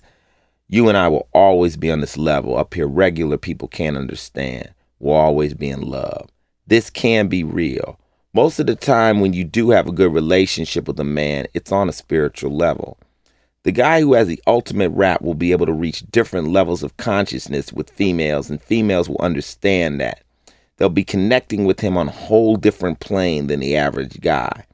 I always tell girls that I meet when they talk to me, you got to be real careful because I'm real good at this shit. I tell them to listen to half of what I say to them because first of all, they have to understand who I am. If you take the world and ask what is the fastest country in the world, it would be the United States as far as crime and hustling goes. If you broke it down from there and took the two fastest cities in the U.S., it would be New York and L.A. L.A. has a more jet-set speed to it, which is based on the motion picture industry, flashy cars, gangs, and violence. New York is a more walk-the-street type city, a lot more dirt-asshole hustlers and pickpockets. LA is a jet-set fast city, so we'll give LA the faster lane than New York. If you think of what LA is and you think of what a rapper is a slick talker. Not only does he talk slick, he talks slick and rhyme. We get paid to talk slick. Now, if I'm one of the biggest slick talkers in LA, and LA is the fastest city in the United States, and the United States is the fastest country in the world, you're probably hanging out with one of the fastest slick-talking motherfuckers on earth. So the average girl is in real trouble. Be afraid. In general, the typical person has a two-channel brain. Yes, no, right, and wrong. The objective of a pimp is to open this up to why not, says who. You've been watching regular TV and all of a sudden you've got cable. If I can open up these channels wide enough, everything you've ever been taught will be reevaluated as you start using these new trains of thought. You'll do things you've never done, like fucking in a bathroom of a club. You've never done it because you've never opened your mind before. It wasn't even in your realm of possibilities. I can only bring cable if you want it installed. In other words, I'm like a vampire. I can't come into your home unless you invite me in. I'm using every technique I can, but women have to indirectly or directly let me in. People who don't want cable can keep me out by saying, I'm not ever going to listen to him. I know I'm not ever going to listen to him. But if you crack the door open, I'll get in, and your life will never be the same. I'll tell him, you better run, little girl, because your boyfriend won't be the same anymore. You'll trip off your parents. It'll fuck your life up. 1 out of 20 run, but they always come back. You seen them vampire movies. Since the beginning of my career, I've been accused of sexism because I'm honest and vocal about the way men perceive women. The accuser's perception of me is so far from the truth. I believe the only reason we're on this planet is for men and women to trip off of each other. In my work, I deal with sexuality, not sexism. I am sexual. I deal with sex in its most blatant and raw form, real. I've talked to more feminists on this topic than most feminists have because I travel around the country and deal with them regularly. If women want to be treated equal, earn equal wages, and attain equal status in the workplace, then I'm a feminist. A sexist views women as just pieces of meat. The fact is, men look at women's butts and women look at men's butts. Is that sexist? At times, people will make fun and treat each other like sexual objects. But do they really feel that way in their hearts? I don't believe the conflict with feminists is between feminists and men. I think the real controversy is between feminists and other feminists. All women want their rights and respect, and that should be dealt with. But there are plenty of people who feel this is a man's world and therefore men have an advantage over females. I agree that is wrong. The real war is between the feminists themselves, between the woman who wants to wear the miniskirt and the woman who finds that demeaning. A woman will say, my sexuality is something I have, and I don't mind using it to my advantage. I enjoy it. I enjoy wearing makeup and looking nice. This is who I am. If I were a woman, I would enjoy what a woman is. I would enjoy being treated as a woman, and I don't know if I'd want to give up my femininity. Equal rights and being treated feminine should be two totally different things. A real live conflict exists between women who can't deal with blatant sexuality. My girlfriend and I went through all of this drama when she wore a bathing suit on the cover of my Power album. I explained to her what the message and the image of the album cover was supposed to get across. We were going to show the power of sex, the power of weapons, and the power of deception. I told her to be on the cover, she'd need to wear something sexy, and she came out with her bathing suit. She's proud of her body. She had been in the gym day and night, and this was a chance for her to show herself off. When it hit, men went crazy. Everybody bought the album like it was the greatest thing in the world. A lot of women liked the cover, too, because she was holding a gun, which gave her strength. She wasn't just standing there by herself. She had a weapon and she looked strong. I've been to more health clubs and gyms, and women come up to me and say, "Ice, I got her picture on my refrigerator." That to me is it. You see, they liked it. The first thing the critics asked me was, "Why did you go out and get a model? That's so tacky. Why would you get a model to try to make yourself look good? She's not in your group. What does she have to do with your music?" "That's my girlfriend," I told them. "That's my wife." This is how I got married in the public eye. I've never been married. I've never even been to a wedding. But by using the term wife, that meant I was married. After this was explained, feminists came up to me and asked, "Why did you make her do that? Why did you exploit her?" It wasn't exploitation. She knew what she was doing. She was down with it. All artists or models exploit themselves. I know I can rap, so when I get on stage, I show it. I scream it. I roll on my back. I fall down. I pull my pants down. Whatever it takes. And I get paid for it. Now, if I feel comfortable with that and what I'm doing, there's no exploitation. If a girl makes a living getting paid to do bikini contests, somebody will tell her she's allowing herself to be exploited. But she may point out she's making $1,000 a night, and she likes the attention. She just might dig it. If, on the other hand, somebody is forced or tricked into doing something that they do not want to do, then that is exploitation. When you accuse somebody of being exploited, you better ask them first if they were taken advantage of, because maybe, just maybe, they dig it. The people who are most offended by the blatant sexuality are the Christian right wing. They have a certain moral standards that defines right and wrong. To be honest, they have a total hang-up with sex from the ground up. They feel it should only happen after marriage. They feel it should only be done in a missionary position. They don't believe in oral sex. I think they're just missing out on the whole reason we're here and what human beings are about. How can they look at an animal enjoying sex and turn around and say, "Well, we shouldn't do it like that because we've evolved"? Other religions have a totally different angle on sex. If you read the Kama Sutra, they teach you how to fuck down the house. If you try to keep up with that book, you'll be with your girl for the rest of your life. The Christian right wing just doesn't know how to enjoy sex. They make rules for everybody else based on their own belief system. Everybody has some form of porn in their closet, but the fundamentalists and Catholics like to keep it tucked away where nobody else can see it. They don't want to see anybody publicly having fun. The Christian right wing is quick to call anything they don't want to see in public pornographic. Life is pornographic. There is violence in the streets. There is violence in the news. To me, that's more pornographic than anything sexual.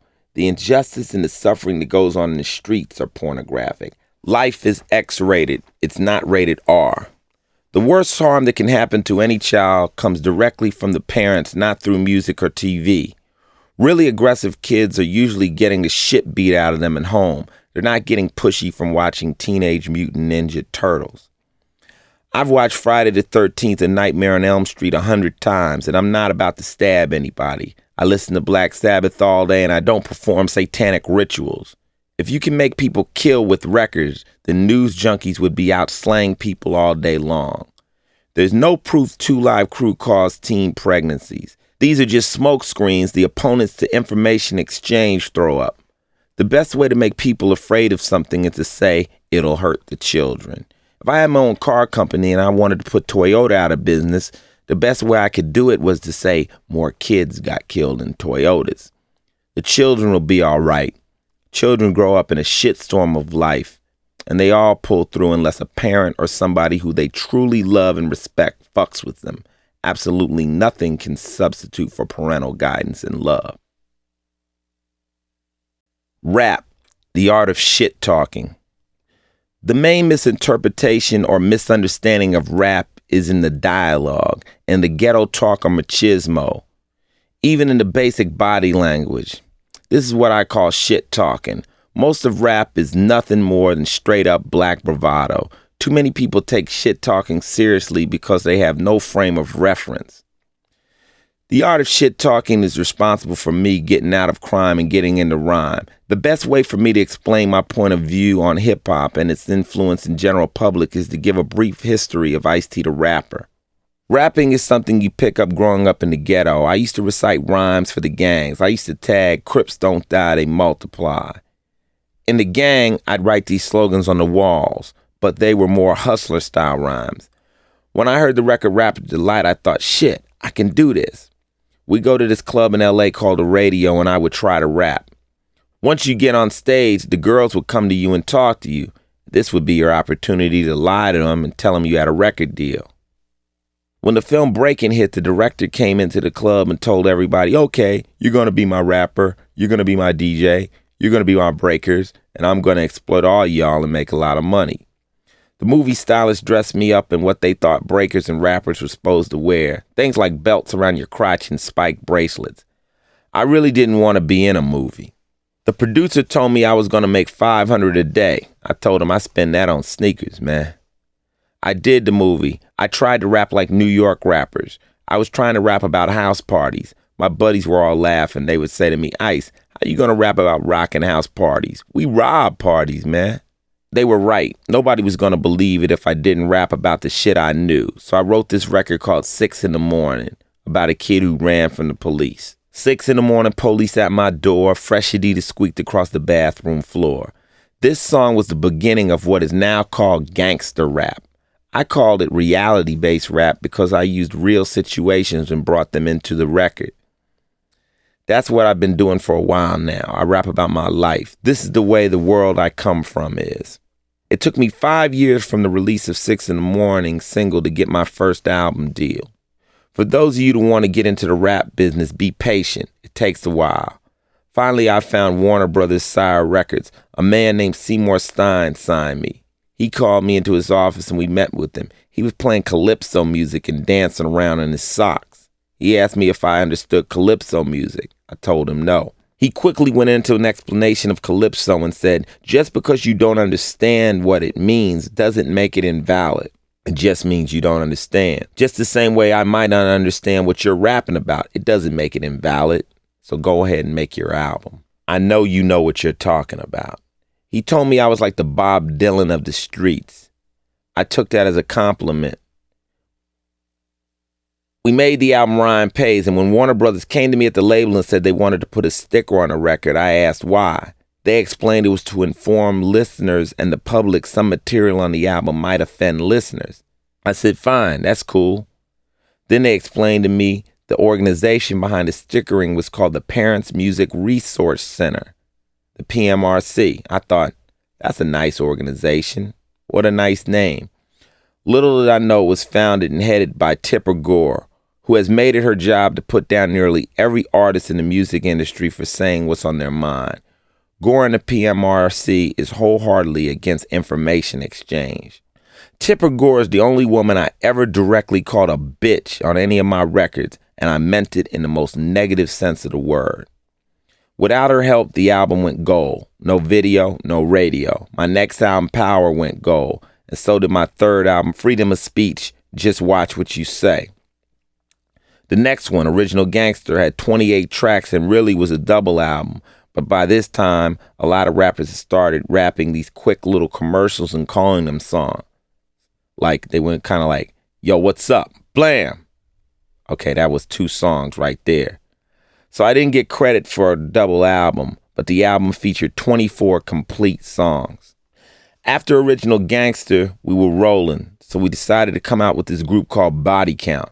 Now, Body Count, for those of you who aren't slaves to the press, is a rock group, not a rap group. Body Count was created because I like rock music. I didn't know I wasn't supposed to like rock music. I've been listening to rock music my whole life. Black Sabbath, Blue Oyster Cult, Deep Purple, Black Flag, Circle Jerks, X. I like rock because I like Rage, and I got a lot out of it.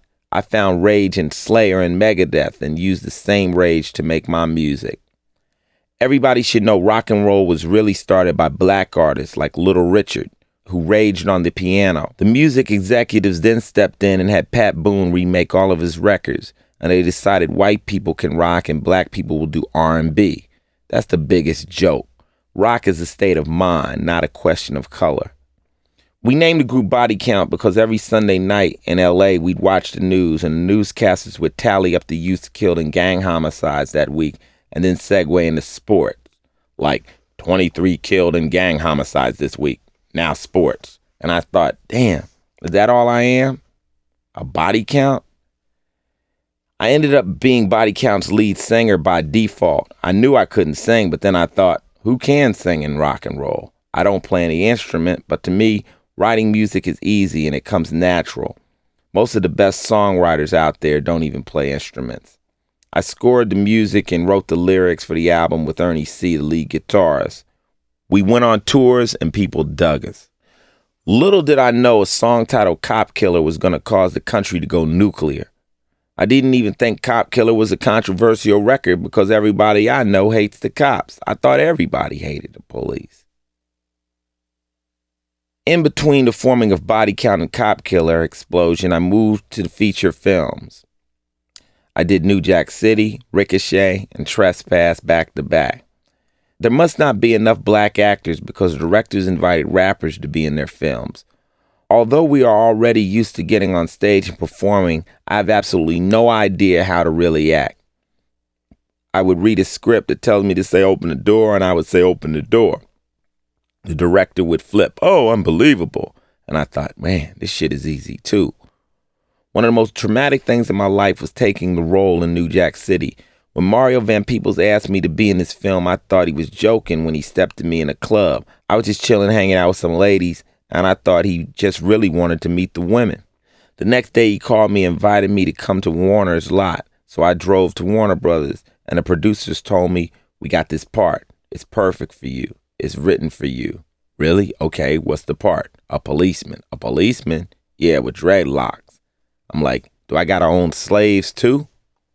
I was not into doing this film. I've seen too many rappers get into the music business and try to make a movie and go out. I wanted to work with Mario, but I just couldn't play a cop. My fans are gonna hate this, I thought. So I went to my buddies. They want me to be in a movie, I said. They want me to play a policeman. My buddy said, word, can I be in the movie? None of them told me not to do it. So I called my homies in the penitentiary. Whenever I really need something, I talk to my boys locked down. What do you think about this? They want me to be in a movie. They want me to play a policeman. They said, word, if I was out, could I be in a movie? It was like, fuck y'all.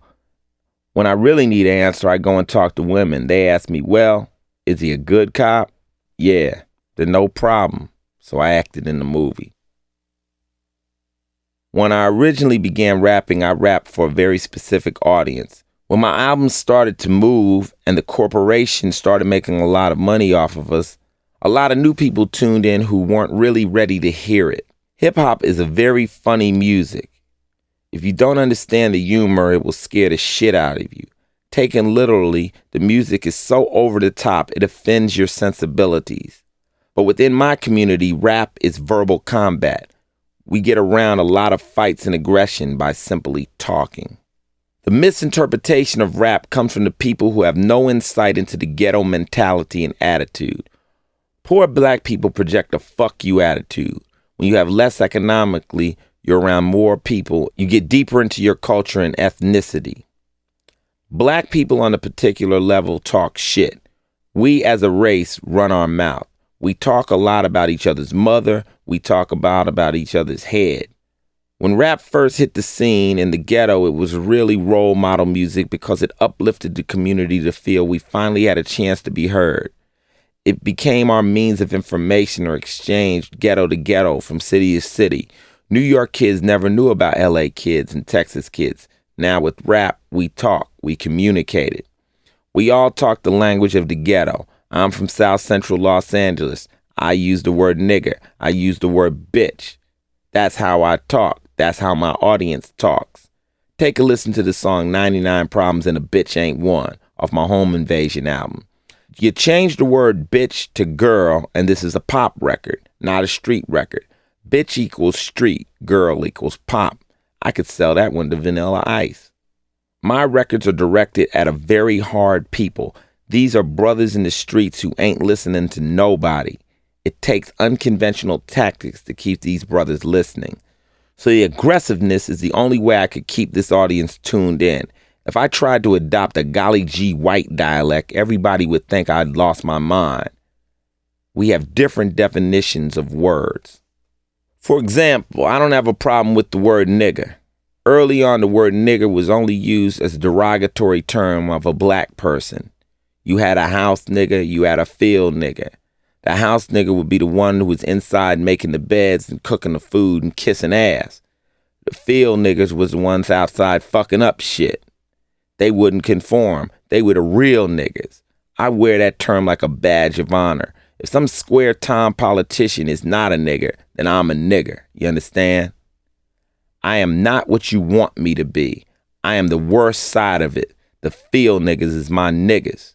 In the ghetto dialect, we call white people niggas. It doesn't mean color. In my song Straight Up Nigga, I went through a lot of uses of the words. But when the white dude on the album says, look at those niggers, we don't play that shit. With every one of these words, the definition boils down to its real context. I can talk shit all night with my female friends and they don't even get involved. They don't play that. A so-called feminist will never understand the song 99 Problems. First off, they can't get over the word bitch. They'll trip on that word forever. If a white man calls a white woman a bitch in his house, she shivers, she shakes. Her head spins around like Linda Blair's.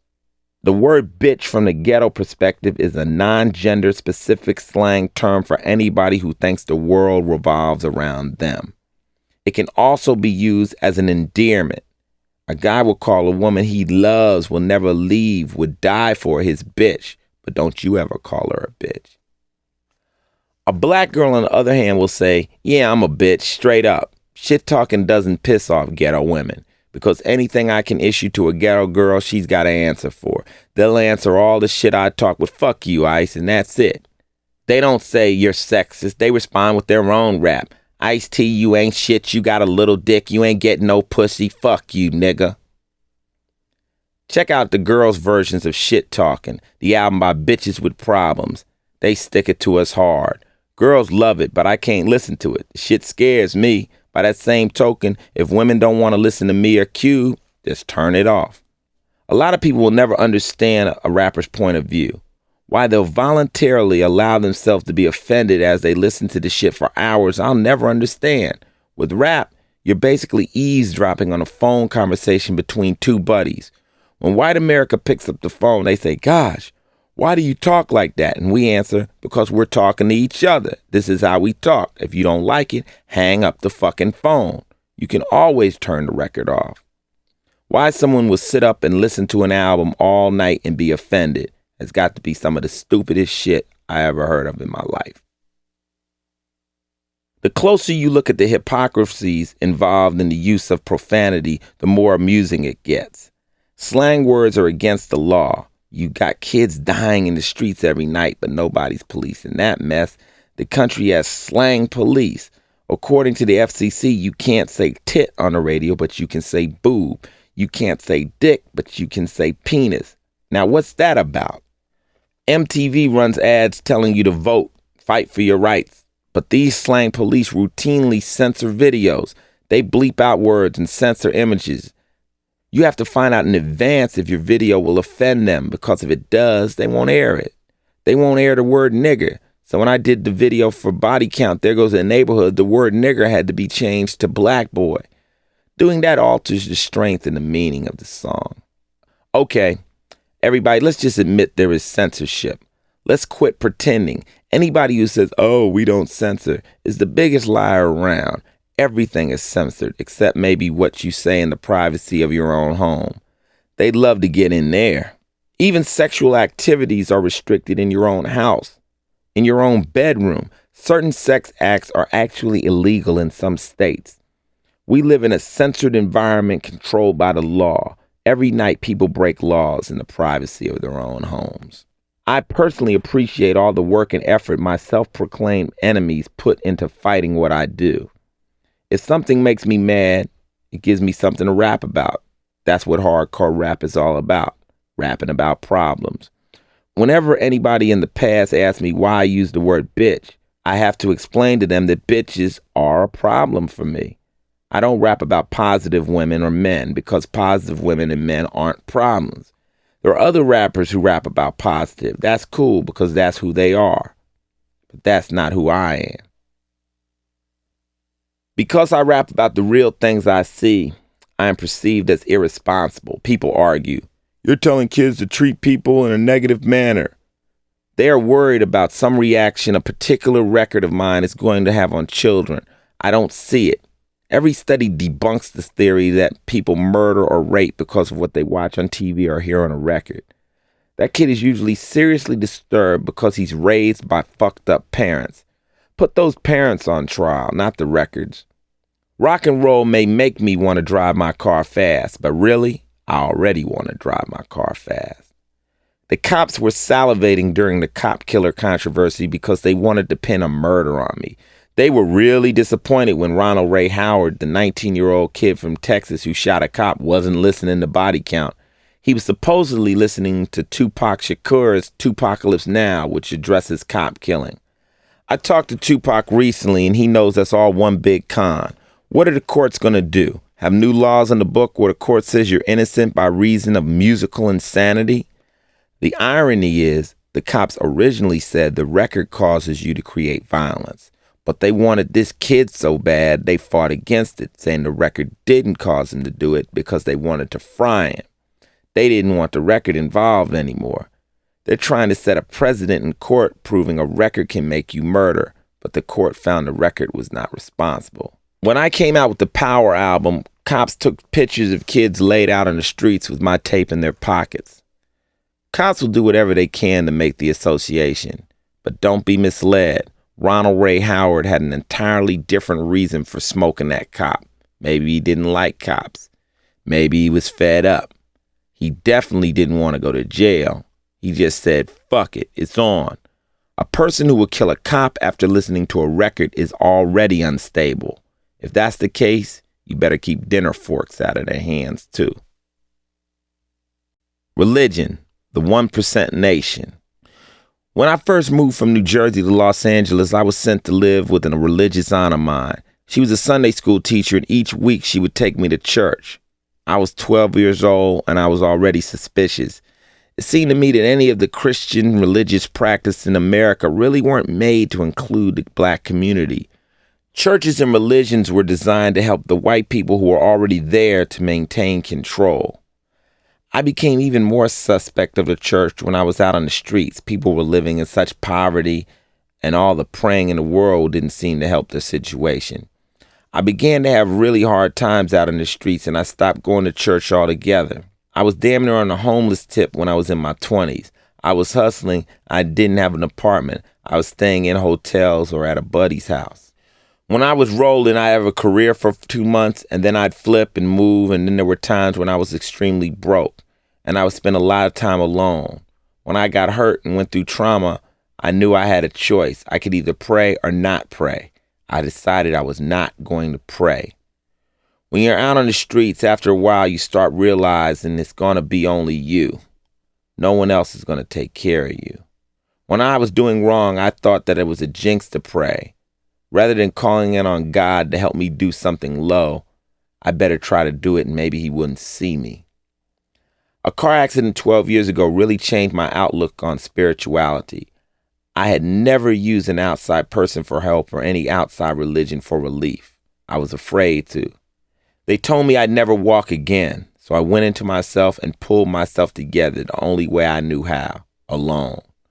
I didn't want to rely on prayer and think that it alone was going to make me get better. I didn't trust it. I have to get better, I told myself. I refused to pray. I just went right into myself. I learned that no religion is more powerful than your own spirit and determination. This became the main philosophy for the 1% Nation, my current belief system. I formed the 1% Nation with my homies on the Lollapalooza tour in 1991. It quickly became a way of life for me. The main premise is that 1% of the world doesn't wait to seek heaven in the afterlife. We strive for it now. We're not suckered in by religions that offer death payoffs. We already know how to find happiness and how to live in love in this lifetime. 1%ers see the ideals of the nation more as a living theory than a religion because we don't pray to an icon. We believe that heaven and hell are emotional states, not real places you're sent to when you die. As a one percenter, you believe the worst hell you'll ever possibly be in is when you're emotionally hurt, when somebody you love abandons you or a member of your family dies and a loss leaves you with a broken heart. Although I've been through serious physical pain, the car accident left me with my pelvis broken in 3 places. I learned that no amount of physical pain can compare to the hurt in your heart. No happiness can compare to the joy you feel when you're around people you love or a partner is making you feel good, not just physically, but spiritually. These feelings put you in touch with heaven. And the one percenters seek out the positive emotional state of heaven. Humans can launch a rocket ship from the Earth that will land on a planet in 50 years, but they cannot create a living cell from scratch. Only God, a force that is neither male nor female, has the power to create the miracle of life. One percenters believe the creation of life is the most important element of existence. Sex is the only thing you're ever going to do in your life that is holy because this is where life is created. Everything else you do should be a quest to make the world a better place for other people and the lives of children. We've been compared to a sex cult because we believe the meaning of life, the Holy Grail, is found in the male-female connection in reproduction. If God didn't want us to make love, sex would be the most distasteful, terrible thing in the world. If we had to slash our own wrists to have children, we could possibly be extinct by now. Instead, the act of love is an act of euphoria. Without drugs, without any stimulant, sex allows you to travel through time and space. I am convinced sex is the ultimate drug. There is no doubt in my mind when it comes to sex, 99% of the world is frustrated. 1%ers believe you can have as many sexual partners or lovers as your heart can handle. We feel your heart is a meter, a conscience, that lets you know when you're doing something wrong. A woman might feel she can only love one person. The monogamy is right for her. Another woman might be able to love 2 men at once, and that's what's right for her. Most people who think like the second woman have society's guilt imposed upon them. Something's wrong with this second picture. They are allowing the rules of these other religions to control their impulses. These impulses should be dictated from your heart to your head. Denying your human instincts is unnatural, and it's this type of suppression that leads to frustration. Frustration causes people to act out. Following your instincts doesn't always mean you're going to be reckless about your desires. A 1%er has to make sure his or her partner understands the philosophy first. Let your partner know up front that you're not necessarily going to be monogamous. If your partner can't deal with that, then you can't deal with them. A 1%er understands sex is not about control. 1%ers' beliefs have evolved since the sexual revolution. We understand the era in which we live demands safe sex and responsibility. Our only sin is bringing unwanted babies into the world. Creating children is the only holy thing you're ever going to do. It has to be taken seriously. When you and a partner decide you're going to make a child in this world, this is your ultimate task. You can bring records in all day, movies, big shit, but a baby has to be thought out, pre-planned. You don't have to be married. You don't have to live together, but both parents have to know and understand that this child is both of their responsibilities. Safe sex and birth control should always be practiced when you're not going into our worship and creating a child. If you have sex and you're not creating a child, you're still exchanging love, happiness, and good feelings. The sexual act is still something beautiful. You're saying to your partner, yo, we can make each other feel good. I think we should do this, so let's travel. It's another way to get high. The Christians in this country want to deny this. They turn it into the big love thing, monogamy, till death do us part. We don't believe in these traditional notions of love. We believe passion can overcome love in certain situations. If 2 people decide just to enjoy each other, then that's cool. People don't own each other. That's when negative energy kicks in. Maybe 2 people will find each other and want to be together monogamously. It's a natural progression in that case. And if it's an unnatural or forced contract, then resentment builds. Forcing love is what leads to the lie. I'll be with you forever. Marriage should just be a commitment of love, a statement saying, I love this person and we're going to be partners. God will in turn say, good luck, my children. I'm backing you. In the meantime, you have to understand love is conditional. Anytime somebody says forever, they're lying. People love each other as long as they are treated in an appropriate manner. The minute a husband becomes an alcoholic and beats his wife in the head or abuses his children, she shouldn't be thinking till death do us part anymore. A 99%er created that vow. God would actually tell her, I think it's time that you go. This dude's gone crazy. Under the contract of marriage, though, she's supposed to stay down. Marriage becomes a smokescreen that has nothing to do with love of two people. I am more or less spiritually married. I love my girl, and we've been together 8 years and will continue to be together as long as we keep in check to each other's standards. If that doesn't happen, there'll be some kind of division. Why sign off some binding document that stipulates a situation never changes? The 1% nation is simply more realistic in its outlook. The 99%ers are the people who cause all the problems in the world. We consider their religions middleman religions. Once you enlist in a middleman religion, you'll be going through some icon like Jesus, Muhammad, Buddha, whatever, to get to God. Middleman religions are the reason so many people are at war and dying because they're constantly trying to outrank each other. Muslims will fight Jews, Christians will fight Muslims.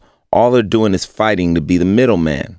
One group will convince you to go with them. We'll get you MCI to God. The other one will say, nah, we'll get you Sprint. God does not discriminate. God speaks to every person because every person is a miracle. No child is farther from God or the power than the next person. The Pope doesn't outrank you or me. We can all get in touch with the power. Every life is of equal value and has equal connection to the power, and it has nothing to do with race, sex, or how much money you send the fucking church. 1%ers feel two of the most important things in life are your health and your freedom. Everything else is an accessory. If you're not free, you're living in hell. We believe you try to stay out of the negative emotional states by being a good person. We believe in karma and reaping what you sow. If you give out positive vibes, you'll receive positive vibes. If you give out negativity, expect to suffer the consequences. The 1% nation can run in conjunction with any religion you might already embrace. You can be a Baptist and still have 1% ideology. Guys in my crew are extremely religious. We never say to anyone, lose your religion and join us. This makes people stop relying on their own religions, on their own initiative. Compared to the 1% nation, most other religions are too restrictive, too full of denial and condemnation. Although the 5% nation, a Muslim religion, is similar in ideology to the 1% nation, it has some variations I don't agree with. You can't eat certain foods, and a lot of members are totally against white people. Some believe white people are the devil. Some are anti-Semitic. On the other hand, members, they call each other gods, will say you should judge a devil by his deeds, and that's closer to our philosophy. During the cop killer controversy, I met with the Minister Farrakhan at his home in Chicago. I told him, I'm down with the Muslims, and I understand your religion can be very uplifting, but I can't give up my bacon, and I ain't going to tell you I wouldn't be with a white woman. I'm going to tell you the truth. He told me, Ice, nobody's ever come to my house and talked to me like that. Either you're very crazy or you're very powerful, and I'll bet on the second. I have extremely high respect for the minister and was a great honor to be invited into his home. He respected my beliefs, and for that alone, I will always look at him as a great man. With all the anger I express in my records, I've still found a way to get peace. I've either eliminated the 99%ers or at least seen them coming. I don't allow people to raise their voices around me. I don't believe in pushing ideals on people. You have to seek out on your own and learn what works for you. Over time, I've come to consider myself a spiritual person because I've learned to respect the unknown and the effects of life. When I was hustling, I used to be a very fuck him, fuck her type dude, and I had nothing but problems. Since I turned my life around and started treating people with respect and looking out for people, I've got nothing but positive results. Many people are unaware that the United States is run on a very religious Christian basis. The money reads in God we trust, and a lot of the country's laws are religious statutes, ages of consent, bigamy. The country's moral codes are Christian-based. Many of the censorship issues we run into are rooted in religious ideals and prudish notions. On the flip side, the Constitution says flat out that there's supposed to be a separation of church and state. The Southern Christian fundamentalists have a stranglehold on this country.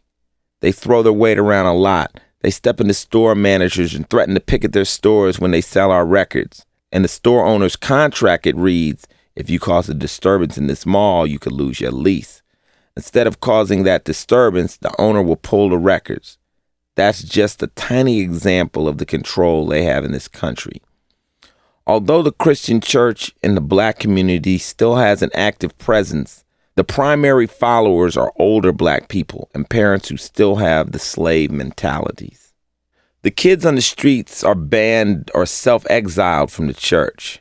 If they don't have a mother to bring them into the church, there's really nothing to make them want to go in there.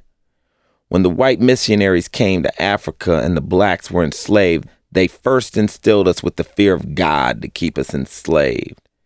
In America, the Ku Klux Klan was able to scare the shit out of us by dressing up like spooks and burning crosses. Our people felt, who on earth could be so diabolical that they would burn a cross? Isn't that God? The Klan scared the shit out of black people. Today, black Americans are tired of the Jesus Christ image that is perpetuated. If you read the Bible, the scripture says the man had woolly hair. Even the region he came from offers overwhelming evidence that he was black. They would at least give us that much credit in the church. Christianity might be strengthened. But by saying that the Son of God is white and that makes God white, all that does is compound the feeling in black Americans that they are second-class people. The church will have to come out of his lies for the kids to start listening. The people who run the churches have to begin reading the books the way it's written. You can end racism before you can end religious arguments. There will always be holy wars because religion is too handy a rally tool for people in power. Spirituality is a good accessory to add to your life, but before anybody can get anything going right, they have to have confidence in themselves. They have to believe they can and should do everything with or without God. Always use your own head and your own heart to determine your beliefs. Don't even believe me without thinking it through. Racism. A lot of y'all are probably racist. The quickest way to find out if you're racist is to ask yourself, how would you feel if a black or Puerto Rican or Hispanic man went out with your sister? Would that bother you? If it does, then you're racist. Kids don't know what color you are, but they learn. Sooner or later, somebody clues them in. When I lived in Summit, New Jersey, I had a buddy named Mark. I didn't know he was white. I just knew he was my buddy. I used to play over his house, and at night, Mark's mother would let all the other kids continue to play, but I was always sent home. So I asked my mother, how come Mark's mother makes me go home every night? She said, that's because you're colored. You have to go home because you're colored. I'm not going to teach you about it now, but you'll learn about it. You'll learn. In second grade, I became friends with this other white kid named Todd. Everybody played at Todd's house after school because he had all the cool toys. My buddy from my neighborhood, Kenneth, wanted to come play with us. Kenneth was a dark-skinned black kid, and Todd told him, no, I can't have any more kids over my house. And I told Kenneth, cool, all right, Ken. I'm going to go to Todd's house. And Ken said, it's cool. I'll see you tomorrow. So when we walked on our way over to his house, about 5 more kids rolled up, and Todd said, come on over to my house. So I asked him, I thought you couldn't have any more friends. And he said, oh, Kenneth, he's a darky. Right then I realized Todd thought I was white. That was my introduction to racism. My mother was really light-skinned, lighter than me. Her side of the family was Creole, a mix of French and black. My father was dark. What or who I was, I really didn't know. My mom died when I was in the 3rd grade, and my dad passed when I was in the 7th grade. I was kind of left alone to figure everything out. I'd grow up in a black neighborhood, so I didn't think much about it. In the military, I was called nigga this, nigga that, and I just learned to tolerate it. As you get older, racism doesn't go away. It just builds and builds. I might have more money in the bank than any middle-aged white lady will ever see in her life, but if I'm strolling through the mall in Chicago, she'll clutch her purse nervously as she sees me coming. People will eye me suspiciously in the stores. I see them sweat next to me on the elevators. You just get used to it. It ain't no big thing. Black people are just used to that shit. Other people will wonder how I can take it, but I figure I've got two options. I could just be pissed off at the world 24 hours a day, every day, or I can just go about my business and look at them like they're dumb. And I picked the second option because that's just how this country is and these people are programmed. Somewhere along the line, you just learn to tolerate it. Some people don't tolerate it. They learn to hate. I just never could get into hate. My manager's name is George Hinojosa. His father is Bolivian and his mother's white. When I met him, he was having his problems. Nobody was getting his name right. He was tired of fighting it. He was ready to change his name to something else, and I told him, dude, you can't give it up, man. That's your name. That's who you are. Fuck these motherfuckers if they don't like it. Let them learn how to spell and pronounce it. If they don't dig you having that name and you want to change it so you fit in with their fucked up rules, it's going to be the biggest sale you ever did. That's your life. He stuck it out. But a lot of people make these concessions just so they can get along in the system, and it's just bullshit. Sometimes I think about changing my last name to X, because the only way you're going to know yourself is to first be in touch with yourself. That holds true to white people too. I don't need any white people coming up to me and saying, yo, I'm black. Why don't you say, yo, I'm white, and I understand what's going on and I'd like to be down? That's the most helpful tack you can take. A crip will tell you no one can stop this war but us. It's the same thing with racism. Blacks don't want to leave the solution up to the white power structure because we know it won't get handled. You can't just say white people got to do this, white people got to do that, because you be falling back on letting the white man take care of you. So we have to make our own move. A white person who wants to be down can really help us just by not being racist. That's one less person who judges me because of my color. I've taken this task upon myself of telling black people not to hate white people. The media is constantly perpetuating fear. Black crime, black riots, black. So now you're going to tell somebody who's white you shouldn't just hate black people. And they're staring at the tube. Well, look at TV. Look at what they do. Look at what I see. But then I go tell a black guy not to hate whites, and he'll start taking me back to BC. They've been fucking us blind since day one. As a consequence, I've got people on both sides of the fence who don't want to mix. Aryans trying to maintain the power by spouting racist dogma. Muslims telling black men to stop looking outside of their race for happiness. Consider this. If everybody was fucking everybody else, the world would have to change. If we had a monotype race, everyone would have to get along. People have to start looking beyond color, religions, neighborhoods, and realize we're all from Earth. If everybody bred interracially, we wouldn't hate so much. I had my baby boy with my girl who's Hispanic, so Lil Ice is Mexican and black. He had his first birthday party, and all the Mexican aunts and uncles were there, and all my homies were there. Everybody was just kicking it, hanging out together, celebrating my son's big day. Now, how you gonna hate in a situation like that? My friends and relatives can't get mad at anybody because that little boy is my son. So that's how you bring people together.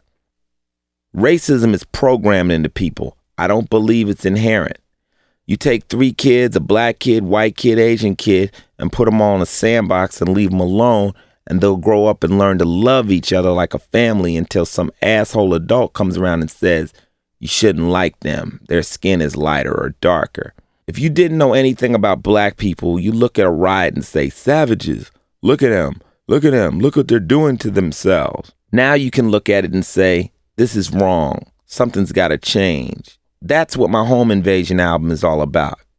You got kids now saying, wait a minute, moms, this shit is fucked up. Cleopatra wasn't white like Elizabeth Taylor, and we ain't built no pyramids. And there are 36 precious elements in the world, and 28 of them come out of fucking Africa. What's really going on? We're entering a renaissance period, an educational revolution where people are questioning the lies. People know shit's got to get right. Our country cannot run off lies much longer. From the attitude of kids now, you can't accuse a lot of black kids of racism. We're dealing with a reaction, not an action.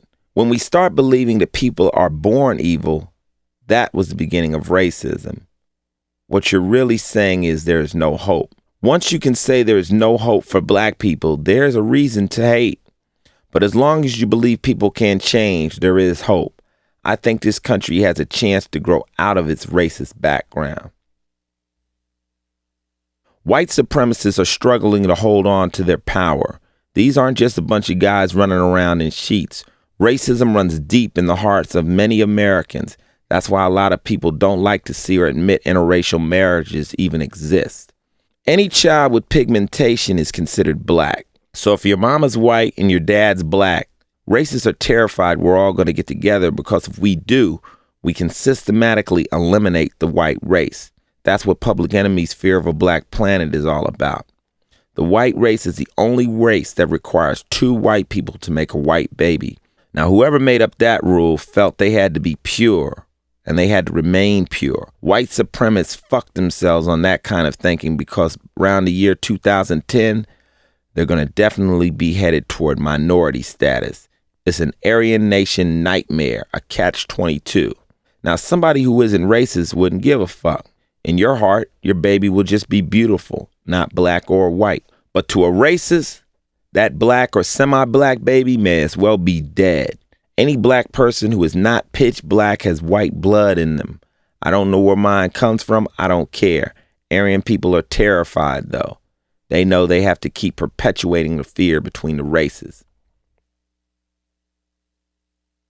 Sometimes it amazes me that black race is still even in existence. So many tricks were played on my people throughout history.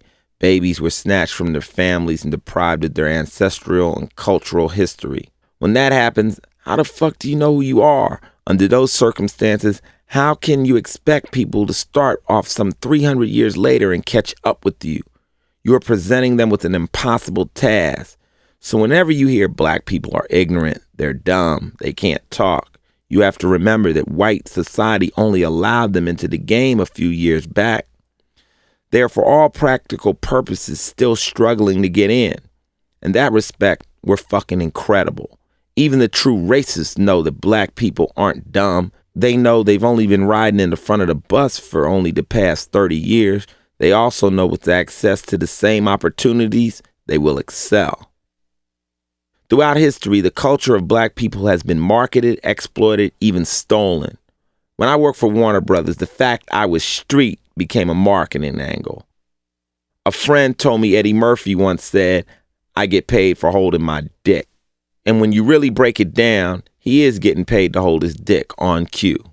Okay, roll it. Be black. Be street, motherfucker, but do it when I say so. Even if Eddie Murphy's not happy about it, the flip side is he's making money and he can reinvest in his friends and family. Since I've made a few dollars, I've been able to get my buddies out of jail. I've been able to take my buddies' parents to hospitals they couldn't have gotten into before, and I've taken guys on tour for a year who would have stayed home and probably gotten shot otherwise. Money allows you to help people. I don't want to hear how noble it is to be broke. You got a better shot if you got a few dollars in your pocket. You got a chance. I've been guilty of racist remarks, and I'm learning and I'm reaching. When I did say something stupid, I was just using slang words. That's why I don't get angry if somebody says nigger or spick or whatever. Everybody throws these names around. Those words don't necessarily mean anything. I'm not saying if you throw that name at somebody in their face, they're not going to hold it against you for the rest of your life. But sometimes people throw words around and it's just a word. They didn't really mean any harm. If I say I hate you, you have to determine if I'm just momentarily angry or if I'm really practicing hate. People who hate somebody from their heart are a different story. There are people who really practice hating others. Those are the people you really recognize as dangerous and you should be afraid of them. The whole problem with race relations is based around a lot of lies and a lot of ignorance. If you listen to members of the Aryan Nation talk, which I recommend for anybody who's trying to understand racism. It's all based on fear. We're going to be extinct. We're going to be gone. We have to do something before them Negroes take over. We are the superior race. The scary thing is they're talking all this shit in the name of God. When you read the Bible, which is supposedly the word of God, remember, God didn't write it. Men wrote it. The church deciphers it for you. People who follow the word of God should be very leery of who they're paying to do the interpretation for them. I really don't fear these racists because the youth of the 90s are fighting in the other direction. I really know now more than ever the younger people are coming off that racist shit, and the movement is being spearheaded by music. I think Lollapalooza has a great potential. Artists like Perry Farrell deserve a lot of credit because they have a vision and they also have power. The white musicians are the artists up on the hill, and when they turn around and give credit to other cultures, people listen up. Lars Ulrich wrote in Rolling Stone that Body Count was his favorite metal band. He's given us props. Throughout this whole struggle, that's all people are asking for. They just want some props, some respect. That's why Marky Mark isn't hated. When somebody like Marky Mark comes out and raps, all we say is, well, rap, man. Prove to us you can rap. That's the same way white kids did with me and rock. White kids looked at Body Count and said, okay, we're not going to judge you, guy. Just don't pose, Ice. Give us some real rock. People accept it if it's real. Michael Bolton wins Best R&B Artist because it's not a matter of color to a lot of people. It's a matter of if you accomplish what you're saying you're out to accomplish, and Bolton sings his fucking heart out. Vanilla Ice ran into a lot of problems because he lied, not because he was white. Instead of coming out and saying, hey, I'm a white kid out of Texas and I'm trying to rap, he came out with a hardcore pose. I'm from the streets, I'm down. And when you say you're from the streets, that carries a lot of weight. A lot of black people can't say they're from the street. From the streets means you might have done dope. You might have been homeless. You might have earned your money on the street without an outside job or parents for help. You hustled on the streets of Harlem. Somehow you came up with something to sell so you can make it to another day. You lived and worked the streets. You had $1.40 for dinner and there was no goddamn food. You were there scrambling. Unfortunately, there are too many kids that are from the streets, but Vanilla Ice ain't one of them. I used to ask about Vanilla Ice. What street you from? Sesame Street?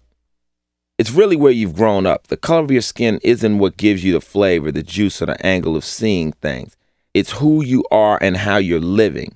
If a white baby grows up in an LA housing project, he will talk like me. He'll act and walk like me. He might even be the craziest little gangbanger you ever seen. If you take a black child and put him in Simi Valley Home and keep him there and don't let him associate with kids in the hood, he will grow up like Brian Gumble. To me, Gumble is the epitome of the black-skinned white person. His speech, his talk, how he carries himself. Now, for all I know, Brian Gumble might be a cool motherfucker, but on TV he portrays a dude who gave up all his black culture to get a job. He strikes me as the kind of black guy who would call gangbangers niggers and use it in the most negative sense of the word. Maybe he's another product of his environment. Like the Black Panthers used to say, if you think the system works for you and you agree with it, you're in the white. If the system is against you and you're questioning authority, you're in the black. The enemy is the person who judges straight off skin color. You have to know who they are in order to fight it. The fucked up thing that the people in the black know is no matter what you do, you'll always be a nigger. So Bryant, listen up. You're a nigger, man. Anybody trying to get into the white is just being foolish. There is no way around that. I'm proud to be a nigger, and I know I'm in the majority. Not only are blacks niggas, but Indians are niggas, Jews are niggas, Koreans are niggas, Hispanics are niggas, Puerto Ricans are niggas, WASPs who like black people are niggas. If the white racists want to play this little game of supremacy, let's at least get the sides right. If you want to play this game of racism, let's not just be the blacks on one side here. Let's all unify. Then let's see if they want to continue to play. I'm very glad the Koreans and blacks are starting to get together down in South Central. The Hispanics in Los Angeles are also striving toward unity. A real tight unity already exists between the blacks and Puerto Ricans in New York, And it's this type of energy that can finally make South Central a community. If this kind of cooperation continues, it's really going to be a different game soon. That's what's going down right now in the 90s. When I look into the future, I see a day far away, but I do see a day where we can get it together if we don't blow this shit up sooner. Riots and revolution. April 29, 1992 is the happiest day of my entire life. I'm so proud of the people who got out there and made some motherfucking noise when the 4 LAPD officers who beat Rodney King down were found innocent in Simi Valley. Anybody who says this uprising was ignorant is the stupidest motherfucker in the world. Rage ignites the fire, but once the flames get going, poverty takes over. The bottom line was the people were broke. The press was quick to report, well, they're just looting. Yeah, because they're fucking broke. They look at these big stores as being a system and the system owes them, and they're saying, pay, motherfucker. The media also gives you a front row seat to the riot scene, showing only the effect of anguish, but not the cause. They'll take you to the stoops of the Imperial Garden housing project, but they don't take you inside. They don't show you how people are living in there. How are these brothers living? Why are these people so goddamn angry? Why did they only take you to the hood? A lot of the people looting in the 1992 riots were white. The majority of the looters were Hispanic. If they would have done that, maybe some of you who didn't participate would have gotten up off your asses to do something about it. If you were living that broke and you had watched your people getting beaten, you wouldn't just sit around and wait on justice. Throughout the Rodney King federal trial, where the jury found 2 of the 4 officers accused of beating him guilty, the media focused all week on the mobilization of the police force. The mobilization we paid $1.5 million a day for.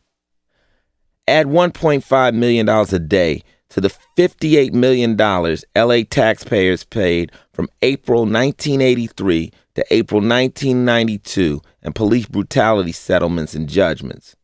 Who were they really protecting you from? They were protecting you from having to look directly in the face of how bad people are living and how tired they are of being beaten down by cops in society. The scary part of the uprising was not that Rodney King got beaten and not that white cops did it, but that the jury, the first 12 in a box, found the cops innocent. How many of our brothers are in prison right now because the current jury system found them guilty? The system is flawed at best. What are your options when there is no videotape? When the riots jumped off, they immediately rushed up to me and put me on Channel 11. The newscaster said to me, "Ice, stop the riots." Stop the riots? Who the fuck am I? One thing I make sure not to do is to believe for 1 second anybody thinks I'm something special. I told them whoever could have stopped it could have prevented it. Nobody stepped in and prevented it. They started rolling tape and I said, you know, I hate to tell you I told you this was going to happen, but it hurts me to see my neighborhood go up like this, because that's where I grew up. At the same time, I can't honestly say that if I didn't have this money in my pocket and I wasn't who I was, that I wouldn't be out there too. The producer started yelling, "Get him off, get him off, get him off the TV." When you deal with people from the ghetto, remember, every other person's got somebody in jail, somebody they know who's locked up. When people saw that verdict in Simi Valley, it not only meant they got off, they said to themselves, yo, my boy's in jail, and I'm watching these motherfuckers go free. That's completely different from the typical white attitude. Oh, that's a travesty of justice. Most minorities have got somebody in their lives who've served time. The acquittal hit the two classes completely different. People from the ghetto lashed out. They aimed at Korean people because they felt Koreans were a step above them, so that's the closest step to the system. They didn't know that Koreans are just as broke as them. The best thing that resulted from the mix is that now there is communication between the Koreans and the blacks in the community. Once the smoke settled, they sat down and held discussions in the attempt to solve their differences. Koreans are now moving back into the community, but it's a little bit different. It boils down to this. They've got a store, but your little brother might have been coming here for months trying to get a job. The black community wanted to know why they wouldn't hire their kids. Now, prior to the discussion, the Koreans' philosophy was to hire only within their community. An attitude like that isn't necessarily wrong, but it's not what the community needed. Once you take a job out of the inner city, where does that black kid go? He ain't got no place to go. The riots opened up dialogue. If you walk into any Korean liquor store in South Central Los Angeles now, you'll see a young sister or a young brother working there, which is only right. The community needs to support each other as much as possible. Did you ever wonder why you never heard much about the 57 people who died? Because most of them were shot by cops. That's why it's so difficult for me to understand how the community could be won over by the LAPD's show of force before the federal trial. These cops were presenting a challenge to the people in the community when all the people really wanted was justice. Motherfuckers are so ignorant to say that people wanted to riot, an excuse to loot. Bullshit. If they wanted to riot, why didn't they riot when they first saw the videotape? Because they waited on justice. They said, okay, tape's here, we got him, put him in jail. And when it didn't happen the first time around, the shit hit the fan and the people issued their own consequence. The most peaceful time I've ever experienced in South Central was during the riots. While everybody was looking for fires, we walked through the streets. Kids were setting shit on fire. People were smiling. Everybody was shaking each other's hands, feeling a friendship. It was as if people had taken their city back. For those few days, it belonged to us and it was peaceful. It was like the eye of a hurricane. Chaos swirled around you, but you were there, and it was so calm inside. Everybody on the outside, oh, it's terrible down there. But if you were one of the people inside South Central, it was beautiful. What you saw on TV was not what it was. There were white people down at Parker Center tearing shit up too. There were even a lot of white people in the middle of South Central protesting and trying to help in any way they could. The media took one incident at the corner of Florence and Normandy where 4 homeboys beat on truck driver Reginald Denny and twisted it into the defining moment of the riots. Right after the incident, I was questioned about the beating, and I told the reporters as far as I was concerned, the LA4 were just impersonating officers. I'm going to tell you something a lot of people do not understand. The guys who pulled Denny out of the truck would have pulled a black dude out of that truck. Their actions were motivated by anger, not racism. He was there, and they were mad, and he got snatched out of the truck, and it was on. You don't hear about the 4 black people who rescued Denny and drove him to the hospital. You don't hear anything about the black doctor who operated on him. Even Denny goes on television now and speaks eloquently on society's need to explore where the rage comes from. He's attempting to understand. At the same time Denny was getting beaten, black people were getting their cars blown up, and they were getting snatched out of their cars. It was madness. The Denny incident was not about race. If the 4 officers who beat King had all gotten off on round 2, the federal trial, there would have been some dead motherfucking pigs and some dead kids in the street. Let's just hope officers Lawrence Powell and Stacy Kuhn get stretched, because I fear if we have another uprising, people will get really hurt this time. What you saw last time was just a tantrum. If people don't pay attention, though, shit's going to get worse. The day before the federal trial verdict was announced, the city was working itself into a frenzy over the possibility of violence. As a guest on Channel 4 News, Jesse Jackson made this point: the absence of noise is not the presence of peace. The crisis and the injustice in the inner city is a lack of hope. Now, how do you fix the lack of hope? You create real opportunity. You don't just talk about it, you move on it. I want to see an educational revolution in this country that rivals anything that's ever taken place on this earth. Kids in America should be able to go to any school they want. If you want to pursue a PhD, you should be able to just continue going to school and do that for free. I would never have gotten into crime if I had a decent education that geared me toward a job. First off, we need to start running high schools more like colleges to help prepare kids for real jobs. Early in their high school career, kids should be required to pick a major and work toward it. The teacher should ask them, what would be your dream vocation? Once you really answer that question, you can start working toward that career. The whole system has to be revamped. So a kid wanting to be a doctor has more options than just a biology class. He can learn finance and sociology too. This way his dream won't be shattered when he gets out of high school. He will already be working toward a goal. Kids need to have direction much earlier in the game. You should be able to further your education after high school with or without money.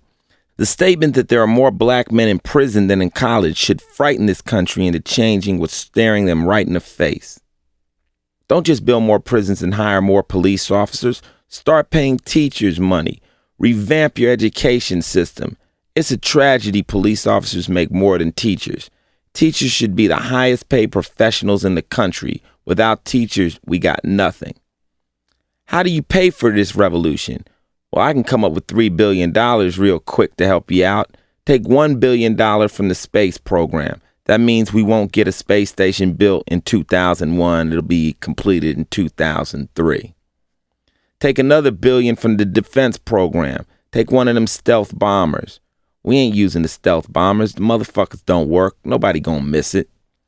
The last $1 billion should be snatched from the law enforcement because if people were in school, there'd be less crime.